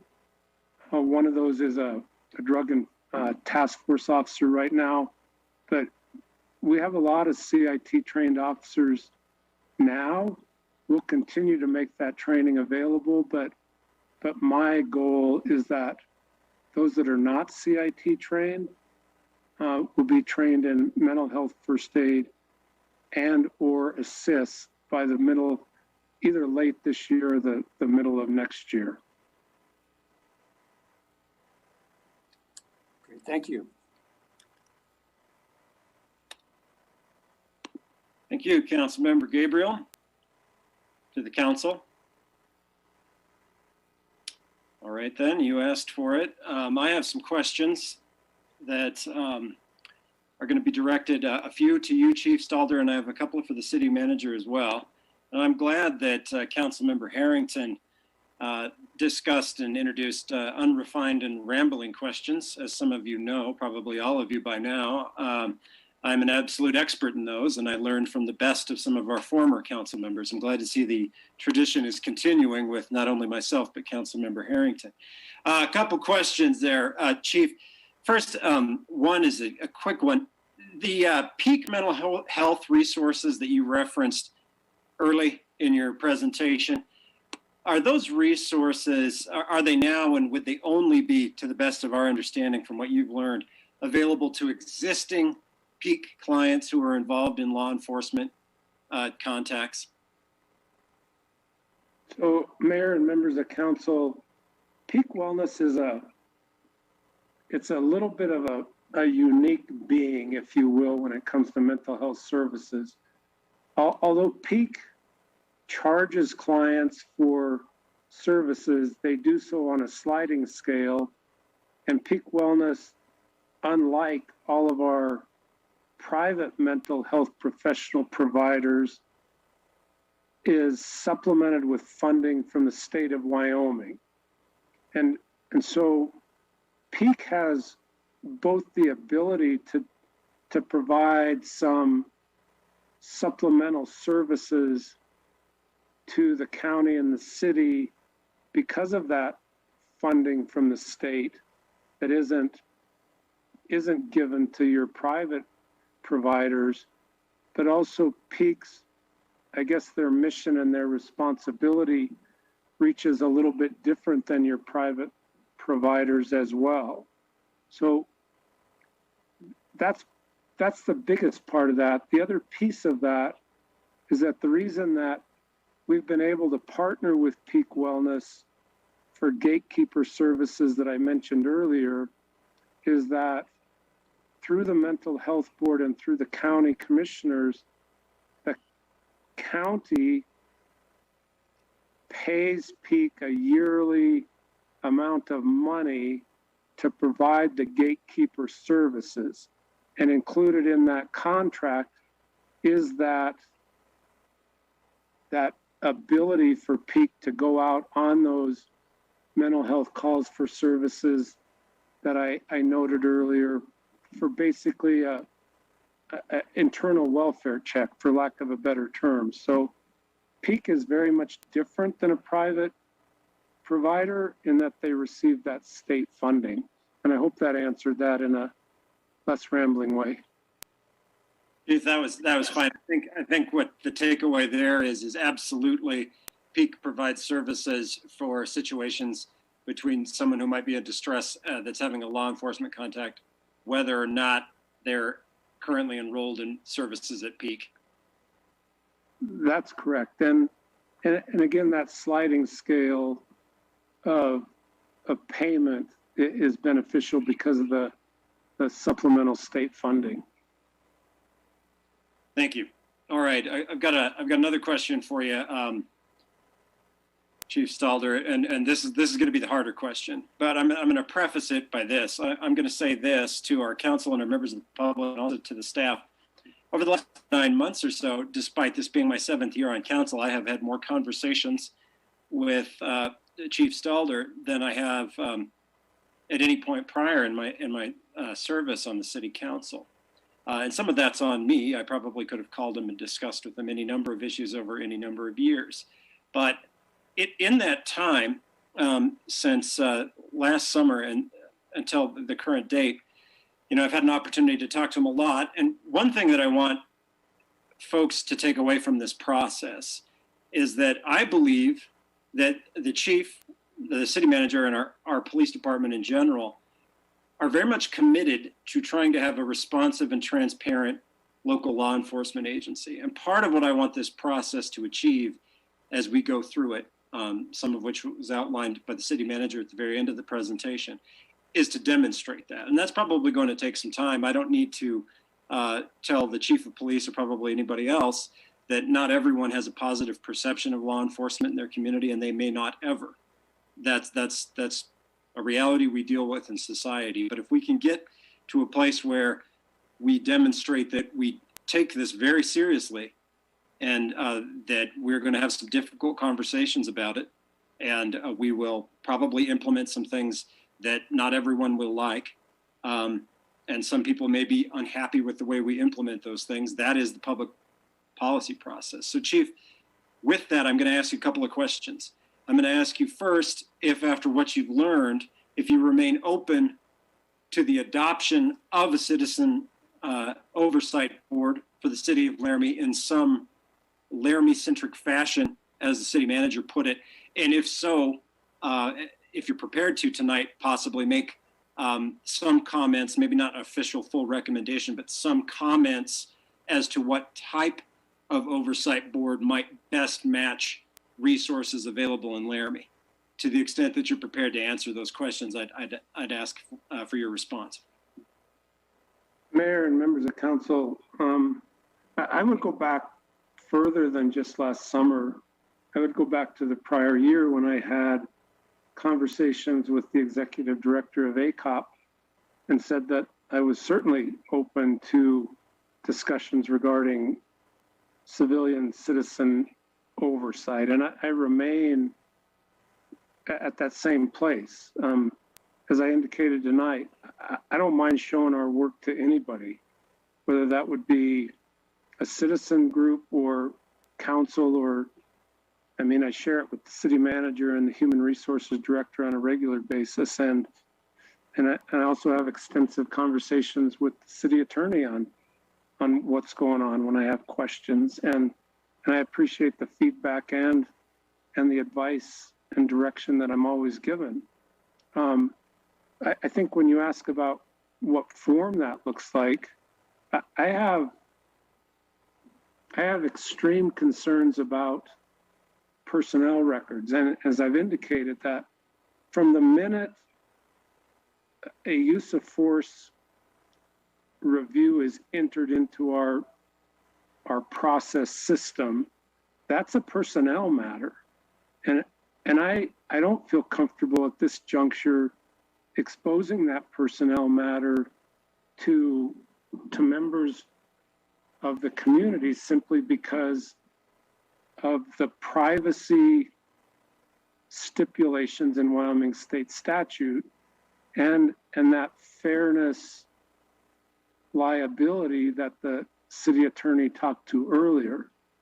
If we can find ways around that, I'm happy to share statistics. I'm happy to find ways to bring a public eye to the work that we do, because I'm confident that with the proper background, the proper training, the proper understanding of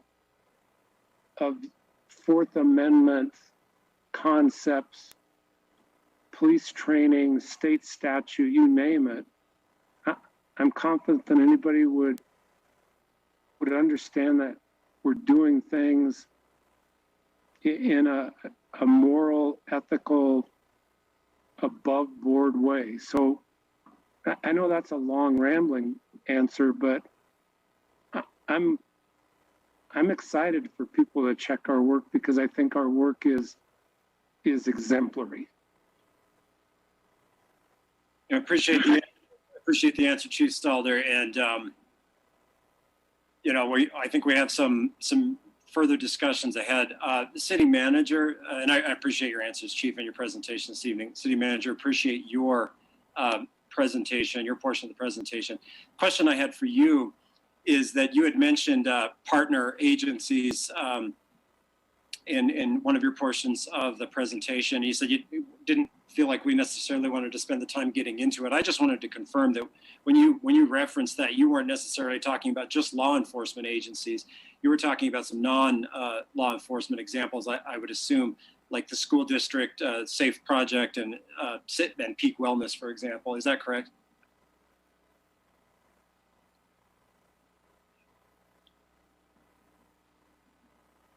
Mayor, that is correct, yes. In fact, the partner agencies I referenced, none of them were other law enforcement agencies. Yeah, and I think that's probably important to touch on, even though earlier you had wanted to move through, because some of these conversations about what we want to do moving forward, and possibly some of the ramifications that might have with our community approach to policing, those folks are going to be our stakeholders in that process, I think, and are going to have some input on that process. The word ramifications sounds ominous, but I couldn't think of how else to put it. They're going to have some input on that. I imagine that we're probably eager to hear from members of the public. I'm going to ask the council to just bear with the rambler just a little bit more, because there's a couple of things I'd like to address before we move into that. And I think it's important, but I'll give you all a chance if you have one more thing you want to add. Okay. I want to just touch on a couple of things. I think we've all made comments about recognizing and valuing the work that's been done. And I appreciate the idea that we're going to probably need to have a Laramie-centric process. I think that's something that we're going to have to do. I think what's going to need a lot of recognition is that at some point early in the process, after it's understood what is allowable within current state law, it then needs to become a meaningful bottom-up community-based process where the community is setting up some of the parameters after we understand what we have to work with, what we can do and what we cannot do. I think the city manager's recommendations are good, and they're going to work for us, but I think there may need to be another layer in the process, and I think we may hear some of that from folks from ACOP, but I think there's going to need to be another layer in the process that follows a model where a broad base of the community provides input in another format, and I think there are lots of folks that are willing to be partners for us to help design and carry out that process, which will then inform, I think, some of what the city manager outlined for us. And that's not a critique or a criticism, that's simply an observation based on some of the successful things I've seen regarding community law enforcement conversations before. I'll also add that I think along with the rest of the council, I anticipate some criticism this evening over the process. And I think that's always an aspect of citizen government interaction. That's the way it's designed. And we are here for that. I would respectfully request on behalf of the city that we might be able to hear a measure of constructive criticism. And what I mean by that is some information about what does this process need, what's been positive and what's been lacking, how can we improve this process moving forward? And I'd ask the council and the staff, what I'd ask us to do is listen to that feedback and consider how we can incorporate that into the ongoing public policy process that we're embarking on. And finally, for both the public and the council, I want to add this. I think what the council has definitively heard tonight is that this is not the final word by any means. This is actually probably an initial step.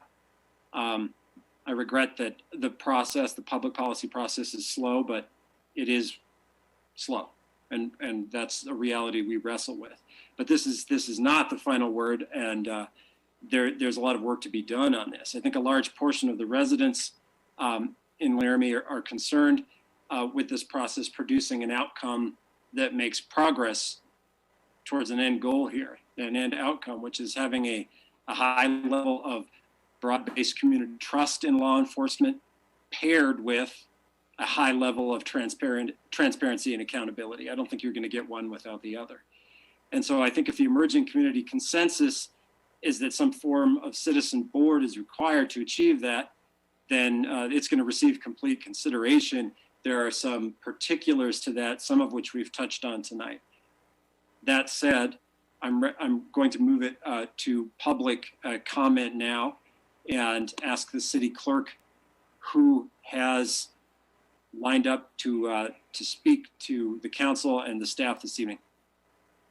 Mr. Mayor, we have Carly Provenza. All right. Carly Provenza, when I see you on the screen here, you have the floor. Representative Provenza, please. Thank you, Mr. Mayor. And I am here tonight serving as the Executive Director of Albany County for Proper Policing. There's a few things I want to touch on. Hopefully I don't go over my 3 minutes that I heard tonight, but I think, you know, we've heard that there's some statutory issues, and I don't disagree that state statutes are going to get in the way of what I and members of my organization, I think NACOL would also argue, are the most effective oversight boards. But as Chief Stalder also said, you know, these boards all look very different across the country. It's a build your own model. And so in doing and building that own model, I think, you know, I think there's a lot of work to be done in ensuring that the public has a say in what this looks like. I would personally recommend that that happens not in a city council meeting where you have a 3-minute opportunity to tell council what you want. You know, a friend of mine has said I need to wear a shirt that says, let's do a community forum, because I always think we need to come back to, let's do tables and let's have conversations and ensure that there is an engaging dialogue back and forth. And, you know, we came up with a good process in 2019 that helped provide a report of what people wanted based on what they said. And we let the public direct what they thought was most important. So I would really urge you to involve the public in a more meaningful way rather than just 3 minutes, and ensure that that you're also taking those recommendations and using them, rather than just hearing and doing something else. And that's not to say that that's what I think you're doing. That's just, I think that's a critical piece of this. And, you know, and I want to push back on that, on the comments that oversight boards aren't evidence-based or that they haven't been tested empirically. Sure, they're hard to test when all of your variables are different, right? But that's not to say that they're not effective. And I think that there are some really effective oversight boards in this country, and we've seen how they have impacted agencies in those areas that have had problems with use of force, have had issues with police misconduct. And while many folks believe that we don't have that issue with Laramie Police Department specifically, you know, that might be today, but what about tomorrow? And I think that it's important to let the sun shine where it needs to assure that what we're looking at is what it is, because one thing I keep hearing is we just don't have a lot of complaints. Well, we get a lot of complaints, and I've been involved in situations where maybe I should have filed a complaint, but where people are afraid. And I know that's hard for some folks to understand, but people who are more often police are less likely to file reports, particularly when the people who oversee those are law enforcement. And I think a final point, just kind of going back to these state statutes, and I'm happy to talk more about those. I'm much more well-versed in county issues than I am with city, but I'm happy to talk more and more about those. But Chief Kozak was, former Chief Kozak of Cheyenne Police Department, was trying to avoid basically the issue that kept happening in Albany County. He was trying to avoid issues with his officers, and they have installed oversight or some sort of review process. So they have civilians who look at police officer complaints and use of force, and they review those. So there is a process. It's not to say that state statutes say you cannot access those.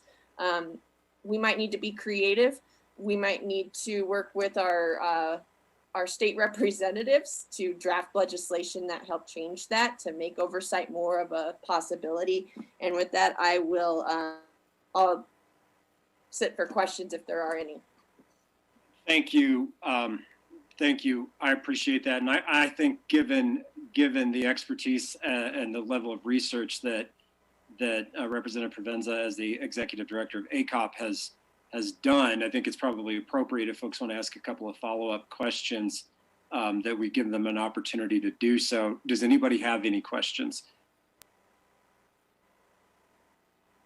Dollars to donuts, yours truly does. So last call for questions. All right. So my question is this, which is that I think we need to get a good hard look at what Cheyenne has implemented. That's interesting to me. And it's not the first I've heard of it, but like so many things, it's something I hear about and I think, yeah, I need to go find out more about that and look at it. And then I don't because I forget about it because there's some other issue going on, not because I don't think it's important.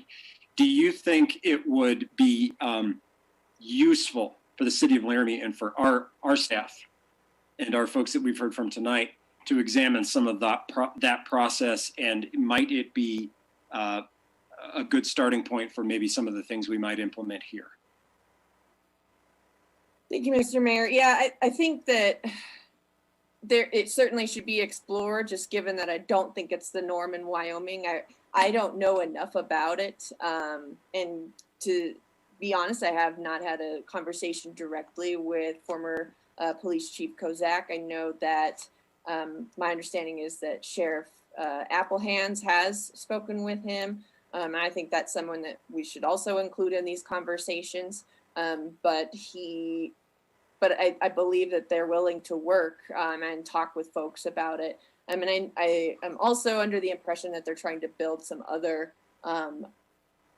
practices or programs over there as well that work with mental health. So they would be a good resource, I think, and, you know, keeping our eyes peeled for other creative venues outside of what Cheyenne has done. Absolutely, absolutely. You know how we do in Wyoming. We like to keep it close to home first, and then we go out. I recall calling a couple of city council folks over there. I'm going to follow up with that. I think we should start there at least as one step. Any other questions? Doesn't look like it. Thank you very much for providing your feedback and some opportunity to ask questions tonight. Thank you. All right, City Clerk, do we have other folks in line here? Oh, and I would ask folks to stick around in case they feel like they might be able to answer a question that we received tonight that maybe the city isn't comfortable or doesn't feel like it has the expertise to answer. Do we have our next folks available for public comment? Mr. Mayor, we have Billy Harris. All right, thank you. Mr. Harris, you're on the screen. I see you've got the floor. Thank you all for the opportunity. I'd just like to say that in order for utilization of mental health professionals to not remain a baby step, the underfunded mental health professionals who would be interested in taking on mental health calls should be either contracted or funded by monies already in the police budget in order to properly respond to these calls in a truly de-escalatory manner.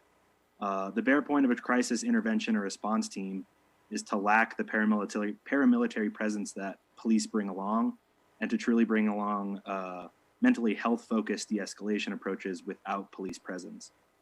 In addition, I just want to pose a question for the community. What do events like Shop with a Cop actually do for the community community integration, other than attempt to market the image of our local police departments?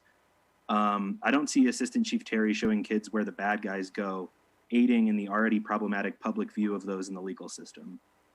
Integration with the public should especially include those who may have been unjustly or monetarily disadvantaged by being charged or arrested, as well as those who don't view the funds or purpose of the police department as whole or free from question. I would also like to point out that the racial component that Chief Stalder mentions is most definitely present in our city, regardless of a current level of heightened use of force. Black individuals account for less than 2% of Laramie's population, but accounted for nearly double that in the percentage of citations in 2019, excluding citations where the individual's race was not known, which was 44 citations. Black individuals are regularly one of the only demographic populations that have a higher citation rate than their representative population in our city. Finally, I'd like to point out that Richard Schott is a former FBI employee, meaning that the lasting internal cultures and ideals of a police officer were the basis of the case study that Chief Stalder showed, which in our case would be entirely in opposition to the sentiment of a civilian oversight board. Thank you.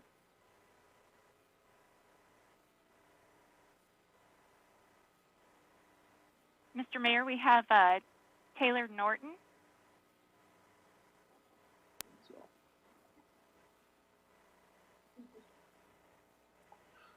Can you hear me okay? All right, thank you for giving me this opportunity to speak. Most of the things that I had hoped to say have already been said by both of the previous speakers, but I think I'll go ahead and repeat them and hopefully piggyback off of them anyway. Particularly some of the things that Representative Provenza mentioned, I think are important to think about when considering how to move forward on this topic.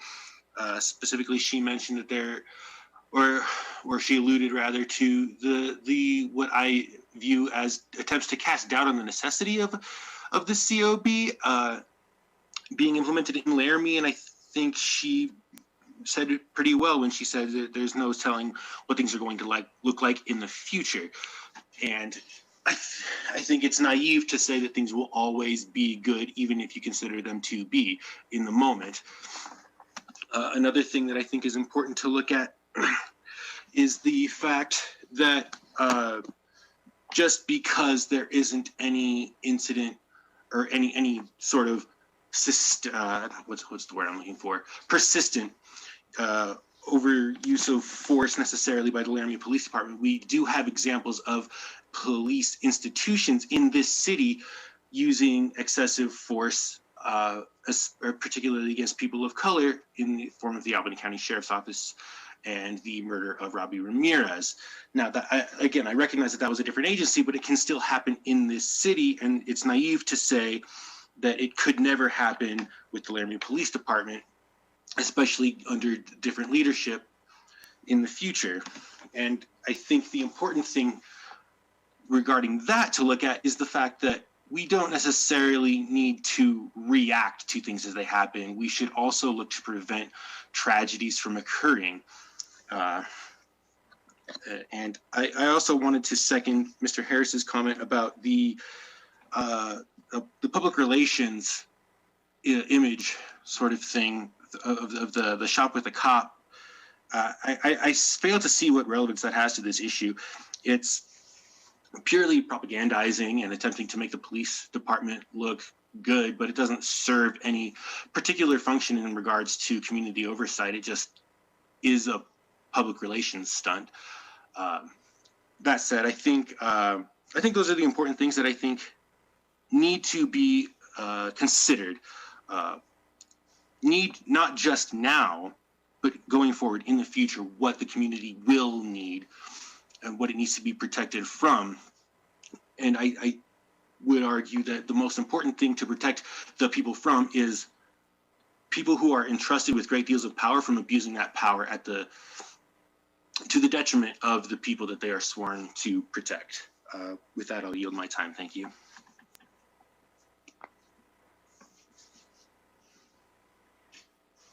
Mr. Mayor, we have Ileana Saucedo.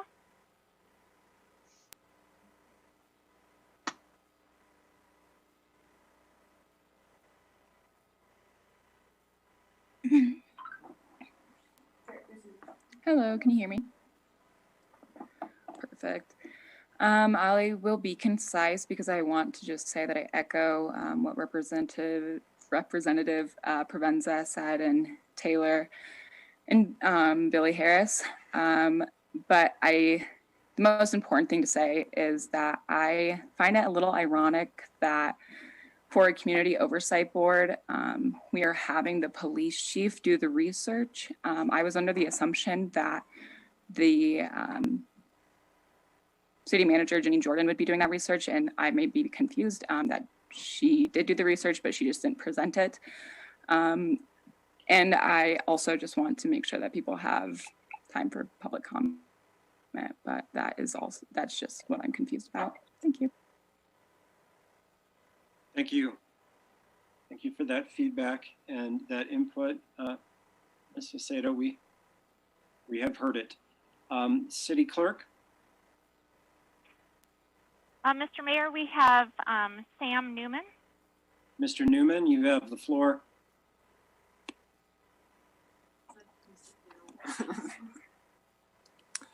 Hi there. Can you guys hear me? Okay. I'll be concise as well. I just wanted to bring up The Civil Service Commission was brought up very briefly, and to my knowledge, they are already existing and they can certify hiring procedures. So I guess I just wanted to say maybe that should be looked into to maybe be retrofitted as a community oversight board, just because I think there are questions as to legally what powers the future community oversight board would have according to state statute. But maybe we can base that model off of already existing committees. And yeah, I just wanted to say I agree with what's already been said by Representative Prozenz, Taylor Norton, Billy Harris, and Ileana Salcedo. So thank you. Thank you for your feedback and your input and those points. We appreciate it. City Clerk. Mr. Mayor, we have a hand raised from Linda Devine. Just waiting until I see that she's joined us on the screen. Linda Devine, you have the floor. Can you hear me? Excuse me. First of all, Mr. Mayor, I want to tell you how much I appreciate you inviting the public to comment and doing it in a way that's very welcoming. And I really, really appreciate that. Having said that, I do have some concerns about having the chief of police doing the research that was presented. And I say that with respect because I have a lot of respect for Chief Stalder, and I don't mean anything disrespectful to him. But I think when you're having an individual do the research where the agency that he oversees, as he even said, there's going to be resistance. And so that's really concerning to me to have that chief of police doing that research, because as we've all talked and said, and we recognize we have our biases. And I felt very much listening to that presentation that it was very one-sided.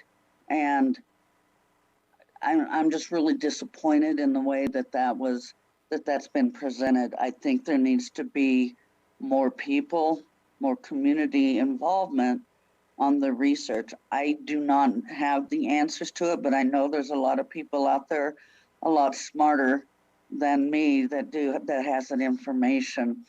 The other things that I wanted to talk about too, with respect to that we don't see things going on in this community. We don't see the excessive force. They don't get complaints.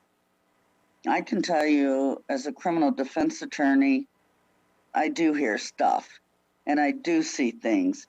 And that's part of my job though, right? Is to raise those issues with the court. But to say that those things don't occur is either by being naive or being misleading. And I listened tonight, as a lot of you council members kept thanking Chief Stalder for his presentation, and that you've learned so much. You learned one side.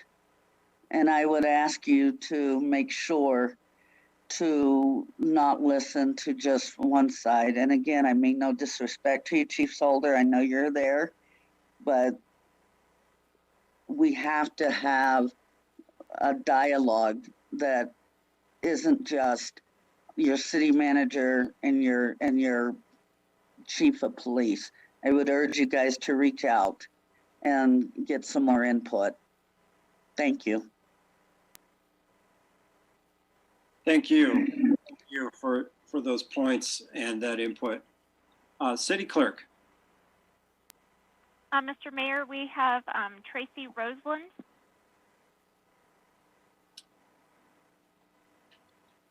Good evening, Mayor and City Council members. I appreciate you allowing me the opportunity to make a public comment. I just wanted to touch base on a couple things that I heard in the meeting tonight. Chief Stalder mentioned that there's often resistance to oversight boards from law enforcement. And that's completely accurate. And I felt that there's some resistance even on council to oversight of this nature. But really, there has been resistance to this type of thing since the inception of oversight boards in the early 1900s, which absolutely contributes to the scarcity of their presence across the nation. So while there may only be 144 oversight boards now, that doesn't mean that other law enforcement agencies couldn't benefit from them. Laramie, the city of Laramie and the city manager has highlighted some of the oversights in place, and I really appreciate the opportunity to be a part of those special budget committee meetings. I learned a lot. Of note to me was all of these oversights are still a part of the city structure and still incorporate members from council or members from law enforcement. And that doesn't lend itself to independence. And independence in oversight is key to fostering that accountability. LPD studies indicate that their number of complaints are low. However, as the city manager indicated, there's a strong need for more robust data. And I would argue that these additional data collection things should be outside of the preference of the city's organizations to conduct the surveys and the studies. And there are alternative organizations that can study the LPD in a appropriate fashion, and as well as help develop more thorough survey questions to better assess the community's perception. I would leave you with this, that implementing a civilian or a citizen oversight board is an opportunity to build a bridge between the community who is less trusting of law enforcement and with the PD through transparency and the knowledge that they're given that accountability will be applied. I don't think that we need a federal decree to be proactive in our community to create an equitable policing system. We can do this before things get that bad. It is more cost effective to allocate appropriate resources for a citizen oversight board now than it will be to deal with an expensive lawsuit later. These lawsuits can range, $20 million or more. And by putting a civilian oversight board in place now, we ensure we will not ever develop these policing issues that require a federal decree in the future. With that, I thank you for your time. And if you have any questions, I'm willing to answer. Tracy, thank you. Thank you very much. And I apologize for not giving a correct welcome and floor earlier. I'll say this to you. I appreciate that you volunteered yet another evening of yours to addressing this issue and consideration of this issue. Would anybody like to ask Tracy Rosalind questions? She is another one of the main members of ACOP and did participate in that series of budget overview discussions with us. Tracy, it doesn't look like we have any takers, but I would thank you again for the time that you've put into this part of this discussion, and thank you for your input and comments this evening. Thank you. City Clerk. Mr. Mayor, that is all the hands raised that I see from the attendees. All right, do we need to allow a moment for folks to check to see if they want to notify you by phone, City Clerk, if they'd like to speak? Just a reminder, under the webinar format, there is a raise hand feature located at the bottom of your screen, or *9 if you're on the phone. I also have email open. So. Thank you very much, City Clerk, and we'll give that just a second. Possibly we can even check back. City Manager, before we go back to the council, I wasn't sure if you wanted to provide an opportunity, if you wanted me to provide you an opportunity to respond a little bit to research that's taken place and and who's participated in it. I certainly know that I've had numerous conversations with you about resources that you might explore and individuals that you might communicate with as part of learning about citizen oversight boards and other best practices and policy options that people are exploring. So I think it's probably correct to say that you've done a substantial amount of research through your own office regarding this, but I'd give you an opportunity to speak to that a little bit if you'd like. Thanks, Mayor. No, you are correct, and I apologize if there was any misperception with respect to how we broke up the presentation. But I've read the same documents that the chief has, and that has been of the bulk of the work we've been doing for the last 6 months. In addition, I've also consulted with agencies not referenced or resources not referenced in the presentation, such as the International City County Management Association, et cetera. So we just broke up the presentation so you would have perhaps a less monotonous voice through an hour of PowerPoint slides, but Dale did a great job, and I appreciate him presenting our research. Thank you. Thank you, City Manager. I wasn't sure if that was a self-deprecating remark or a dig at the tone of the Chief of Police. But you both gave us a perfectly engaging presentation. I would, I think at this time, go to the council for some follow-up questions and comments. And I see Councilmember Cumby, you have the floor. Thank you, Mayor.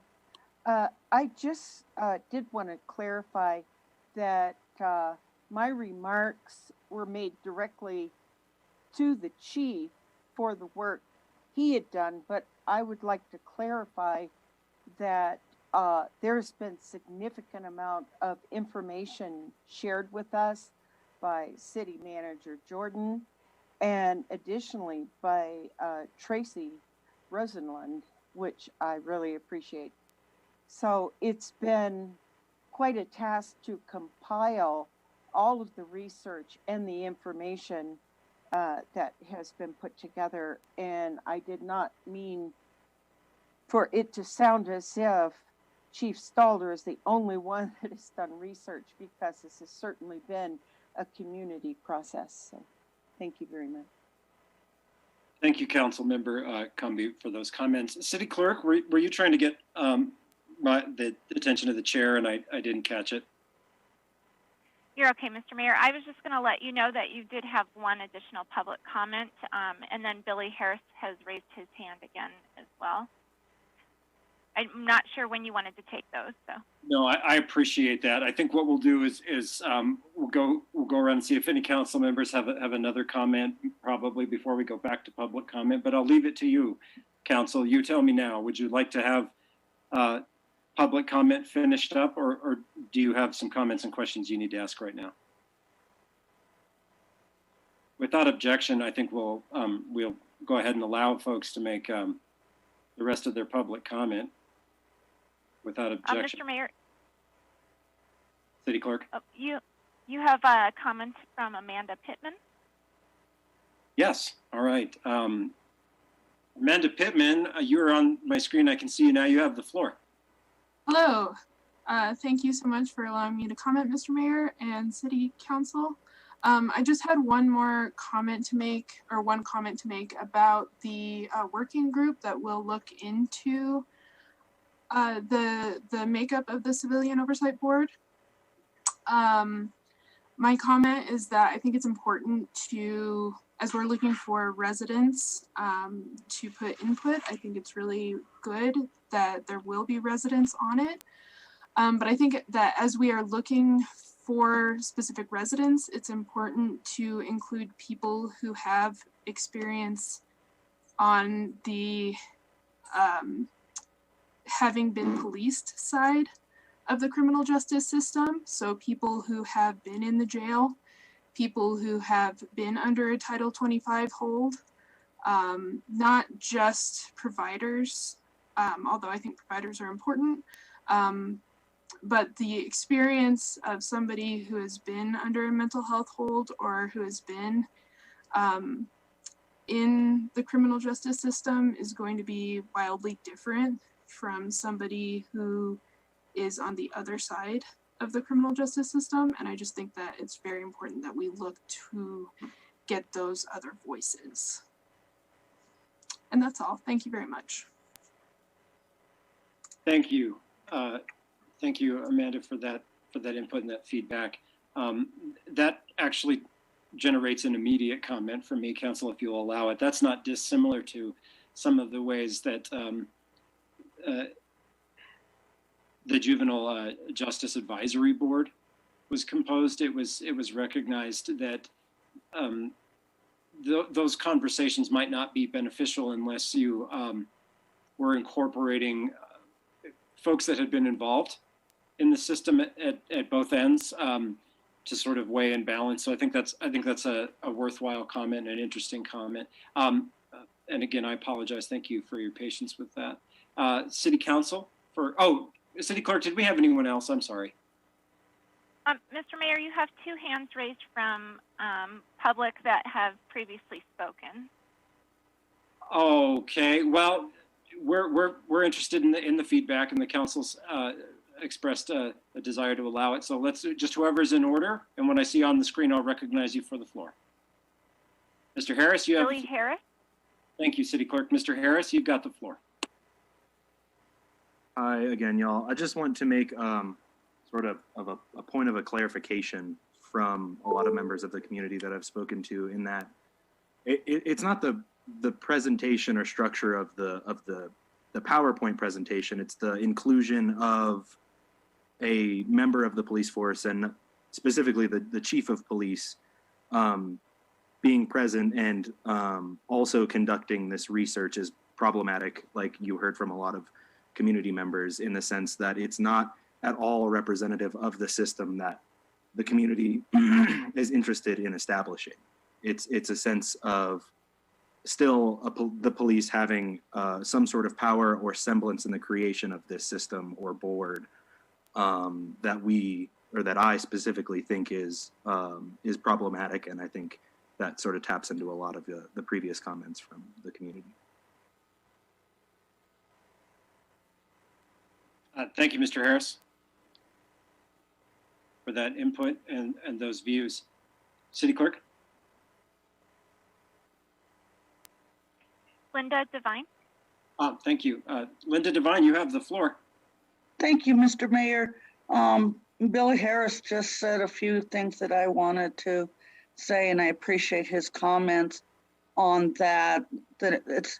We talk about the public trust, and I think that was one of the issues tonight, is that we're talking about a citizen review board, and then the person that was primarily giving the presentation was the chief of police, and I think that again kind of dampers our trust. The bigger thing that I wanted to talk to and follow up on was the issue with the civil commitments in the Title 25s. Chief Stalder is correct that when Title 25 is initiated, which is an emergency detention, that's a civil commitment. But one of the things, and that they're not taken to the jail, but one of the things that occurs and is occurring is that you have someone in a mental health crisis, and instead of initiating a Title 25 civil commitment, they are being charged with a crime and then taken into the detention center. And I recently represented someone that had been in there for a good 6 months, then was sent up to the state hospital and was only in the state hospital less than a month. And they basically let him, they really just opened up the door and let him out. So I think it's really important for us to distinguish that, yes, the Title 25 is a civil commitment. They're taken up to behavioral health, but we are having people with mental health crisis that instead of being taken up for the evaluation and a civil commitment are being charged with the crime, whether it's interference, whether it's throwing rocks or things like that. And we really need to figure out a way how to deal with that. And I appreciate the time to talk. Thank you for those additional comments and unpacking some of that for us. We appreciate the input and the feedback. City Clerk, does that get our public comment queue taken care of? It does, Mr. Mayor. All right, thank you. So now we'll go back to council for questions, if you have any, or further comment on anything that we've heard so far. Councilmember Harrington, you've got the floor. Thank you, Mr. Mayor. Yeah, I just wanted to make a quick comment that I think, you know, one of the things I think we've heard a lot from the public is the need to sort of diversify the input we receive on this. And so I will be supportive of this as it comes back to create a working group. I don't know if that's helpful for staff if they're looking for some sort of indication that this is a direction worth pursuing. And I'll just say that I am favorable to this direction. And that's my comment. Thank you, Mr. Mayor. Thank you, Councilmember Harrington. Councilmember O'Doherty, you've got the floor. Likewise, I like the idea of a working group. When I first raised this back in May, I was hoping that we could have a community forum, and that's before COVID. I mean, that's when I kept thinking we'd get out of this COVID period and we could have an actual like community forum. So I don't think the working group is in opposition to having a community forum. I think the working group could be the ears, in addition to us. The working group could be the ears at a community forum that's moderated by an outside entity, so that we can pull in more opinions. I know the opinion, very strong opinion, of about 40 people who have contacted us over and over again. I'm pretty sure I have those opinions down, like I know where they stand. I have my notes. But there are another 31,920 people or so that I don't know their opinions. And so I would like, in the meantime, to have that. We have surveys, but I would like to have the complaint input thing put together even before we get through all this whole, the working group, rather than wait till the working group is done to have that. I hope that every suggestion that they come up with, that we can try to implement things quickly as something that's like, hey, here's how we're gonna have input for, the complaints and things like that. So I hope that can get started sooner, and that some people have some good ideas, because I'm not sure what it looks like. But I think defense attorneys may be part of the story. Thank you. Thank you, Councilmember O'Doherty. Councilmember Gabriel, were you trying to catch my view and I missed you? If you weren't, you could just. Oh, sir. Okay. I'm good. I thought I saw a hand movement, and I didn't want to pass anybody up. Other council members for questions and commentary on our work session. Some folks have been quiet, although I discourage it. I will. I'll let you be if I haven't seen your hand up. City Manager, I think we've worked through what we had on our agenda for the work session. Just by way of summary, I think a couple of things that have emerged from the council and public discussion part of this is a process that's going to be attuned to a lot of different voices, all of the voices in the conversation. It needs to be on the radar, and I think we need to put some emphasis that we need a dialogue in a format that probably or definitely is not a city council meeting. I think we understand that. I don't think we've precluded that at all. I think we all recognize that, and I think the council has more or less voiced support for that. And that meeting won't be chaired by either the mayor or a council member or any of the professional staff. I think it would be something where some may be in attendance, but wouldn't be overseen or controlled by anyone from the city in that when we're in that setting. I think that type of meeting, again, just to agree with the two previous council members' comments, probably needs to be an early step in the process when we can manage it. Right now, we're having a little bit of trouble with large public meetings. We acknowledge that. And I think there's more than a willingness on the part of your office and our chief of police to allow that process to unfold and then incorporate it. I will say a couple of things. One of the things in the resolution that was passed was an emphasis on trying to increase positive interactions with the police department and the community. And I'm not sure that the police department's going to be able to do any of those things in a way that might not be criticized as propagandist. I regret that. I think that's unfortunate, but the council did pass a resolution emphasizing a desire to increase positive interactions. Things like coffee with the cops and the shopping with the cops are part of that. And I recognize that some people see little value in those, and we've heard that. And I've listened to that, and I'm going to process myself as an individual member of council those thoughts. But the resolution did call for increased positive community interactions. There may be other approaches to positive community interactions that may not be as subject to that type of criticism. And the other point, and that's not meant as a hostile back and forth. I'm simply providing an observation to things that we've heard tonight. I want that to be interpreted in a neutral way.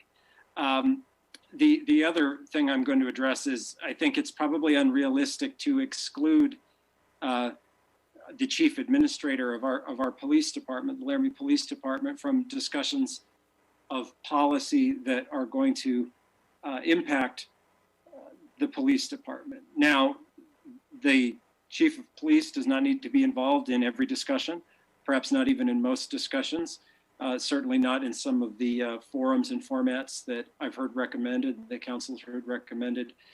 But I hope there isn't an expectation. I don't believe this is the case, but I think it needs to be said that there is not an expectation that the chief of police and the assistant chief of police be excluded from all policy discussions regarding some of the policy changes that we're considering. That's just not going to be realistic. And again, I don't know, maybe that's not what was being suggested to us from some of that feedback, but there will need to be an inclusion of the chief of police in these discussions. But there will be certainly opportunities and discussions where uniformed police officers will not be present, and those will be informative and meaningful parts of this process as well. And again, council, I appreciate your patience, but I do feel like those were two areas that probably we wanted to address some of what we'd heard. I would give you one more chance around. I would ask staff, again, also if they have anything that they'd like to add.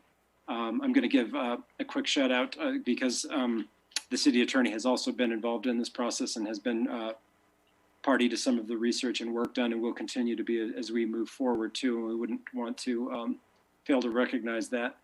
City manager, I don't see the council searching for recognition for questions or comments. I'll turn it over to you if you have anything you'd like to add before we wrap it up. Thank you, Mayor. I do not. I've made note of these suggestions, and I really appreciate some of the suggestions, particularly with respect to a community forum moderated by maybe an independent third party. And so I'm going to incorporate that into the resolution I'll bring forward to you guys March 7th, whatever that date is. I apologize. It's getting late. My brain is failing. In any case, I think that's a really valuable suggestion we've heard from the public and from council. So thank you. And I appreciate all of this dialogue. It's been informative to me. And I regret any concern by the public about the chief's participating in the presentation. And I do hear your comments, Mayor Weaver, and do concur with respect to the chief's participation. Thank you. Thank you, City Manager. And again, I'm going to emphasize this isn't about having a hostile debate back and forth with the members of the public. That is not my intention. It's just to point out from a policy perspective what I see as what we have to work with and how we're going to have to do it. I really appreciate the staff time and the council members' comments and input, and the members of the public for volunteering an evening to provide their views and feedback and input. And there will certainly be future opportunities for that. This is not the last discussion we will have on this topic. Staff members, city manager, chief, city attorney, city clerk, assistant chief, and our human resources specialist, Lori Curry. We appreciate the work this evening, and thank you very much. I think we can now close the work session. I will ask the city clerk. I know we have a public comment period reserved for the very end of this, but I think we've allowed that to be addressed. Did we have anyone else? Our work session requires that we check in if it's on a non-related topic. If we had anybody that wanted to weigh in, we need to check with them before we close the work session. Thank you, council members. I'm sorry, but we're bound to our agendas as posted. Mr. Mayor, the only additional public comment on this topic was from another speaker that had previously spoken, Ileana Saucedo. Well, council, shall we extend the comment? All right, I see nodding heads. Well, go ahead. We'll have Ms. Saucedo. You have the floor. Thank you. Hi, can you hear me all right? Okay. I just wanted to address a couple of the things that Mayor Weaver said. No one is saying that the police. This sounds like. Is this Mr. Miller? Yes, this is. All right, Mr. Miller, you have the floor. Please feel free. No one is saying that the police should have no role in this discussion, but that it is incredibly alarming that when the basis of this conversation, on the very basic possibilities for what this is going to be, for what this could become, are coming from the police, that's where the concern lies. That the presentation, what the public is being presented with is fundamentally being filtered through the lens of the police department. That's not very transparent, and it's pretty antithetical to the nature of civilian control that's being, that we're advocating for here. On the propaganda issue, of course, there are positive ways that the police can interact and increase public trust. There's a big difference between that and a put together YouTube video that's done more to increase, the public perception of the police without actually doing the work to help the community. Especially when that video is containing language like putting the bad guys in the back of a police car, when, as we've talked about today, we're seeing people with mental illness being arrested because we don't have other options. That's stigmatizing to those things. It's harmful to the community, and there's a huge difference between that and positive engagement. So I would just like to draw the distinction between no one is saying we don't want the police to have any say in the conversation, and no one is saying that there can't be engagement that is positive, but that there needs to be a more nuanced view of this, because having the police present how the police will be managed and having the police, to use harmful language around arrests and put out propagandized videos are very different things, and these don't have to exist in extremes. Thank you. Thank you for that feedback and that input. Having closed out the public comment for the meeting, City Clerk, just check, make sure. We will then move on. Mr. Mayor, just to clarify, are you asking for total public comment at this period? Non-agenda items at this point. I don't know that we'll continue much further. The only thing I would make comment of, Mr. Mayor, is that you did receive an email from Taylor Nielsen, who tried to participate tonight but was unable to for technical difficulties.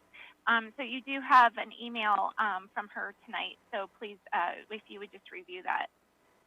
Thank you, City Clerk. I appreciate that, and we do need to get into the agenda review portion and finish the rest of the work session.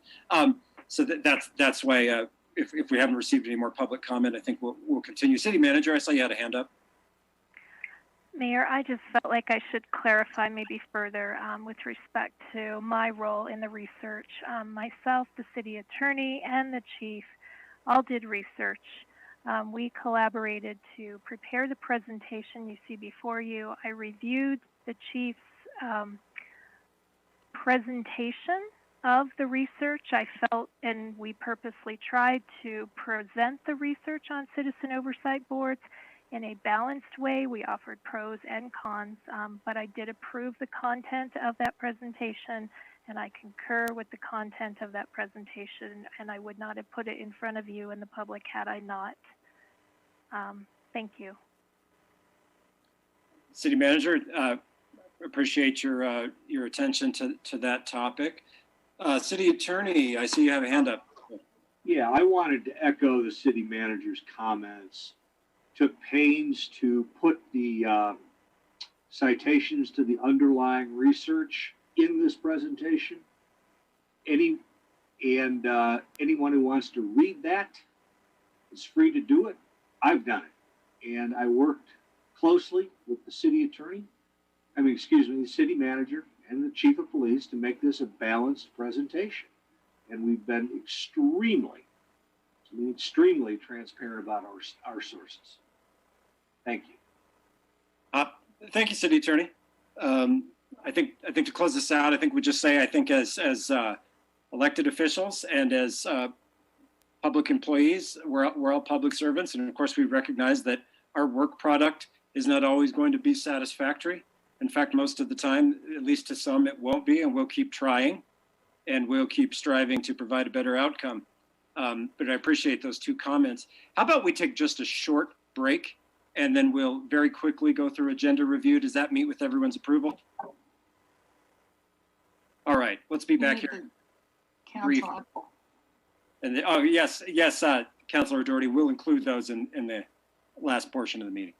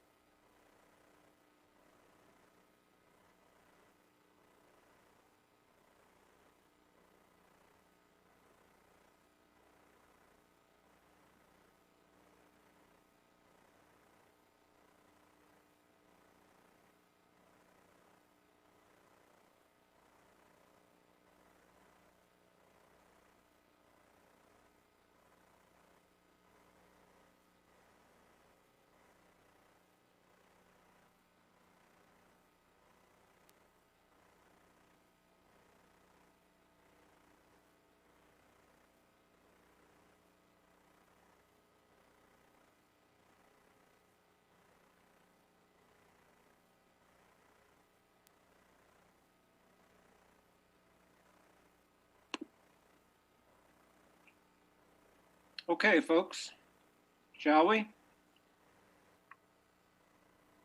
Some of you were a little quiet this evening, but that's okay. I spoke for you, or certainly I spoke enough to have made up for your silence. Not for you, never for you. Let's just quickly go through our agenda review here, folks, and see if you have anything you want to do. Well, do you guys want to do announcements and updates first, or do you want to do agenda review first? The agenda says council updates and comments, then agenda review. But you have the power, Councilor O'Doherty. You want to just stick to it? Okay. Let's go ahead and do it that way. And would you like to go first, Councilor O'Doherty? Yeah, me and my big mouth. I'm just waiting. I think we're just waiting to have a common meeting time with our the county commissioners about the environmental advisory committee and aquifer stuff. As far as I know, that's where we are, but somebody else might want to clarify in case I overlook something. And then went to the regional WAM meeting, and I would encourage the counselors and the public to look at what WAM, the Wyoming Association of Municipalities, has on their website that follows. They have a really good thing following House and Senate bills to know things that will affect our city, our cities in general. So it was helpful. Thank you. Thank you. Who else would like to go? Councilmember Gabriel, you always have a good update for us. Would you like to go, sir? Yes, Mayor, I attended the Albany County Tourism Board last week. First time we've met in person for months. It was a good meeting. Good updates on what's going on around the county tourism wise. It's been a struggle, but for instance, the Hilton is doing very well. They have even surpassed some of their bookings in comparison to last year in some of the months. So that was positive to hear. But other than that, Councilor O'Doherty talked about our meeting with the county commissioners on the aquifer protection panel, and that will be Thursday at 1, I believe. Zoom meeting, correct? 1 to 2:30, I believe we reschedule. And that's all I have, Mayor. Thank you. I appreciate that, Councilmember Gabriel, and that actually brings up a point, folks. If you haven't, review your emails for proposed times for meeting on those working groups, and chime in on those. I know that one of those that I'm participating on, we need to take a look at that and get that together and see if it's going to work. But again, thank you, Councilor Gabriel. Other updates from other council members, if you have them. Councilmember Cumbie? We will be, the Commission on Disabilities will be interviewing another potential member on Thursday. The Board of Health was unable to meet last Thursday. We are still seeking 2 members so that we can meet quorum. And by necessity, we need another MD physician to be a part of that, the Board of Health. Dr. Elias has had to step back for obvious reasons with COVID management. And so if any of you all know any potential physicians or physicians that may be potentially be interested, please solicit them. We're looking for them. Thank you. Councilmember Cumbie, thank you. I must say, I think you would be the person I would ask if they knew, either yourself or Councilor Stalder, if they knew any physicians. But we wish the board luck. It's an important board, and it seems like its ongoing work could continue to be very important right now. So I hope we can get that position filled and that figured out. You heard it, council members. Call all of your doctor friends and see if they'd like to join our Board of Health. Other council updates. Vice Mayor Pierce, and then I'll go to you, Councilmember Harrington. Vice Mayor? Yeah, thank you.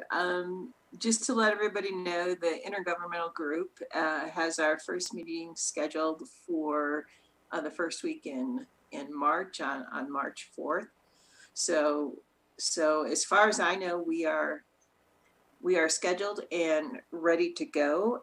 I was also wondering if we needed to explain to any other council members the meetings that we attended related to our topic tonight with our city manager and the budget information and Tracy Rosalind, I think I'm pronouncing her last name right, who attended those meetings and the bucket load of budgetary materials that were provided. I didn't know if we looped in council on the whole council on that topic, and I thought maybe we should or at least share some of that information. Vice Mayor?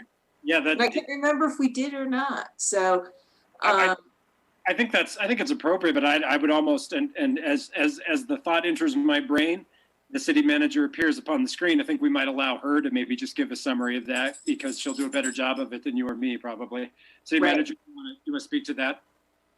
Yes, I think that Mayor and Vice Mayor, that's been accomplished. I sent an email to the full council. I don't even remember what day it was, you guys, Thursday, Friday, last week sometime, providing all that body of work that we created for the committee and sharing that to the group and inviting them to reach out if there are any questions. So if anyone didn't get that email, let me know, but I think you should have it in your inboxes. Yes, thank you. That's the bit I forgot. So that's good. Good, thanks. It wasn't just you, Vice Mayor. It didn't occur to me either as you were mentioning it that the city manager had sent out a summary email, but that's why she's here. I would invite anybody that wanted to have any further discussion about that, reach out to me if you want to, discuss any details about that. It was Vice Mayor Pierce, myself, Councilmember Somerville, and Councilmember Schuster, and I think any of us would be happy to, talk to you about it, any of that process. I would summarize it as an in-depth budget review and some discussion about police policies. Thank you, Vice Mayor, for that. Did you get everything for your updates? Yeah, for council updates, yes, absolutely. Yeah. All right. I'm not seeing Councilmember Schuster on the screen. I want to just check and see if he's got an update for us before we get going. He may have left. Mr. Mayor did have to leave to another meeting. Oh, no. Okay. All right. Councilmember Harrington. Thank you, Mr. Mayor. Just really quickly, just a reminder, March 12th is the scheduled date for the first of the Snowy Range Bridge art installations that we funded some time ago. The artist will be in town for 3 days doing that installation. There are a few public, outdoor, socially distanced and masked things happening. If you happen to want to participate, let me know, and they'll be promoted as they draw nearer. And then the other piece would be that LPAC, along with Relative Theatrics, hosted the first in an ongoing series of diversity, equity, access, and inclusion meetings with a large, I think they had 17 or 18 members of the sort of cultural community of Laramie, really trying to have a collective effort in ensuring that there is diversity, equity, access, and inclusion in the arts and cultural sector of Laramie. And then I guess it would be the Tourism Coalition continues to meet. It's an outgrowth of the Thrive Plan. It is the sort of cultural and arts and tourism based subsection that I co-chaired with the director of Visit Laramie, Scott Larson. He and I continue to co-chair that effort in association with the Hobbs School. And they continue to be incredibly well attended. I'm always surprised how many folks will take 2 hours of their workday to hop on a Zoom call and talk about the future of tourism in Laramie and how to do it in the most sustainable way possible. So that effort continues. Happy to fill all of you in if you have any specific questions, but no need to bore you all with it at this point. And then one last one, if I could, before I see Councilor Pierce or Vice Mayor Pierce there. I just wanted to thank Vice Mayor Pierce and Councilor Somerville again for attending Planning Commission for me as I deal with a newborn. I will be back after it starting next month. So thanks to both of them once again. Thanks, Mr. Mayor. Councilmember Harrington, we're all here for you, sir, and we can't wait till you get back on full assignments. I anticipate the Vice Mayor would like to update us about the Planning Commission. Vice Mayor? No, my question is what days is that artist going to be here? I missed it when you said. And which installation are they doing? The artist will be here from the 11th to the 13th, if I remember correctly off the top of my head. The installation itself is the 12th. And this is the steel sculpture. And I know you will remember it because you are on the selection committee. But it will be that first one. So it's on the Eastern platform.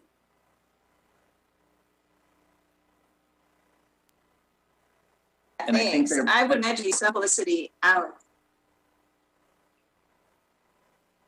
Sorry about that. I couldn't hear you, Councilor Pierce, or Vice Mayor Pierce, sorry. Yeah, I think they'll probably be getting some publicity out soon. We've got a couple weeks yet, so that's probably why I haven't. Yeah, okay, good. Yeah, that's right, yeah.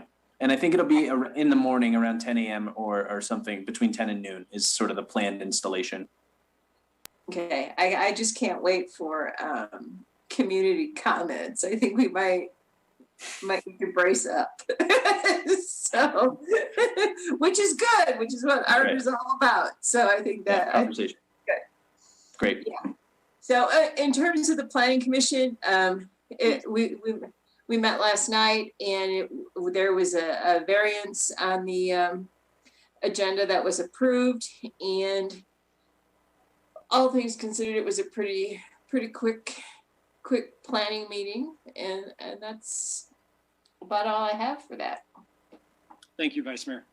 I know sometimes after long and charged meetings, folks want to get out of here. Remember, the council update period is so you know about stuff in case somebody asks you or emails about it. You might have an answer if your brain works and you don't immediately forget, like mine.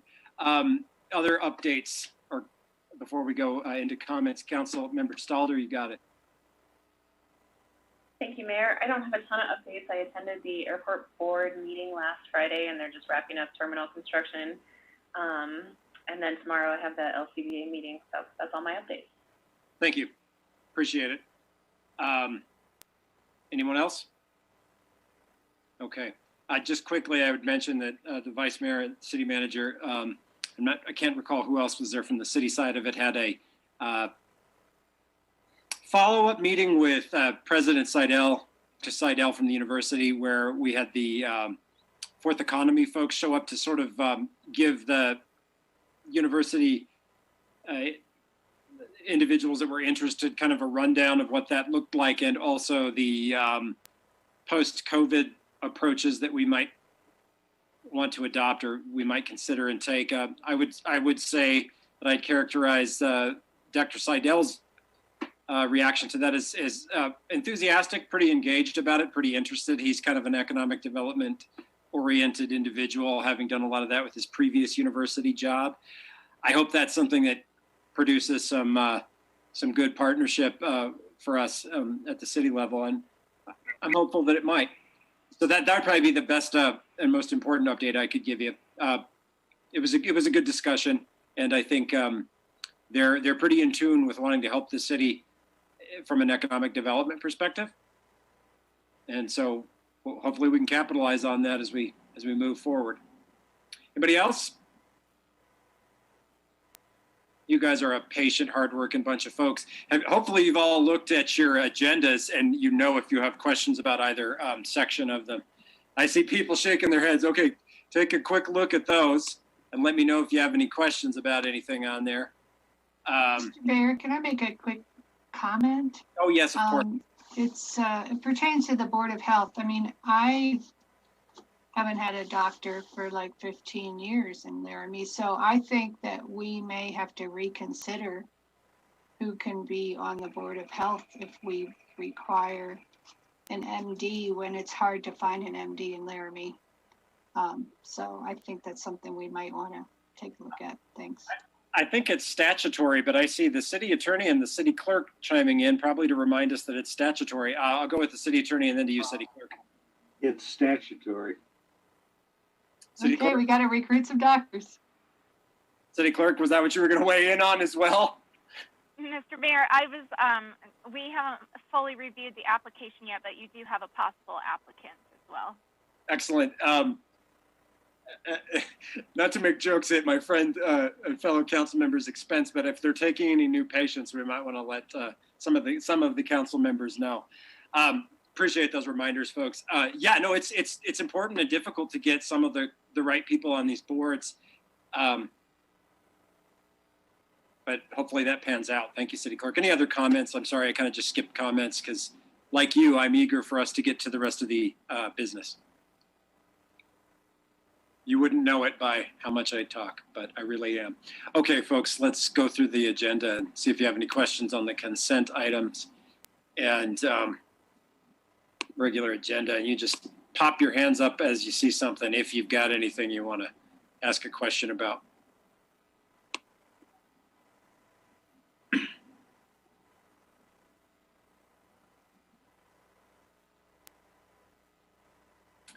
So kind of a funky thing. We're having that meeting tomorrow, special meeting tomorrow evening, and then that public hearing on that topic will be on the 2nd, which is a little bit out of order for us, but we needed to do it that way to make sure that our public notices made sense the way we'd released them, if memory serves. That's why we arranged it that way.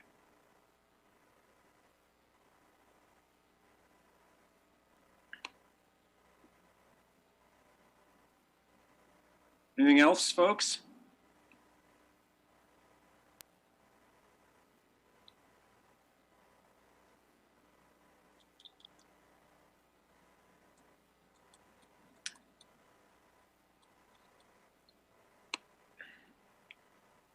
I understand for time's sake why we put our appointments to our boards and commissions on the consent agenda now, but I regret it doesn't allow us to give a shout out to thank them for their willingness to serve on those boards, but I also know that we send them letters and communications to that effect.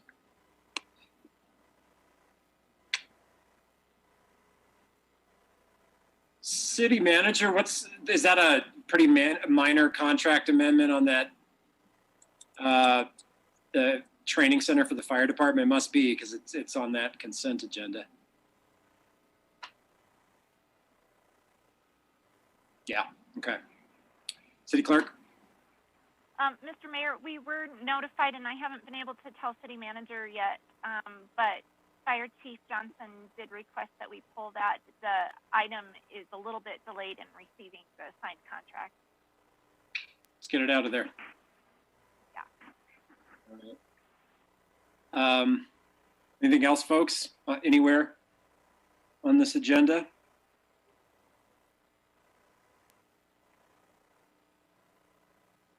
We have an executive session. I anticipate that there will be some discussion on item 14, of course, and probably less so on some of the other some of the other items that particular evening.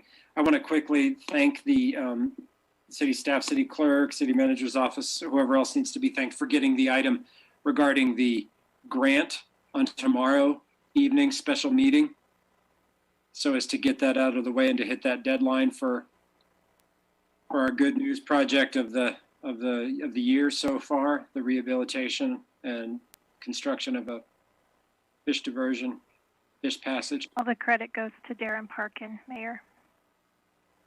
We appreciate it. That's so cool. I wish it wasn't going to take till 2024 to realize, assuming of course that we receive all the grant funding, but that's all right. God willing, I'll still be able to fish in just a few years. All right. Anything else, guys, on any of this? Ready to call it a night here?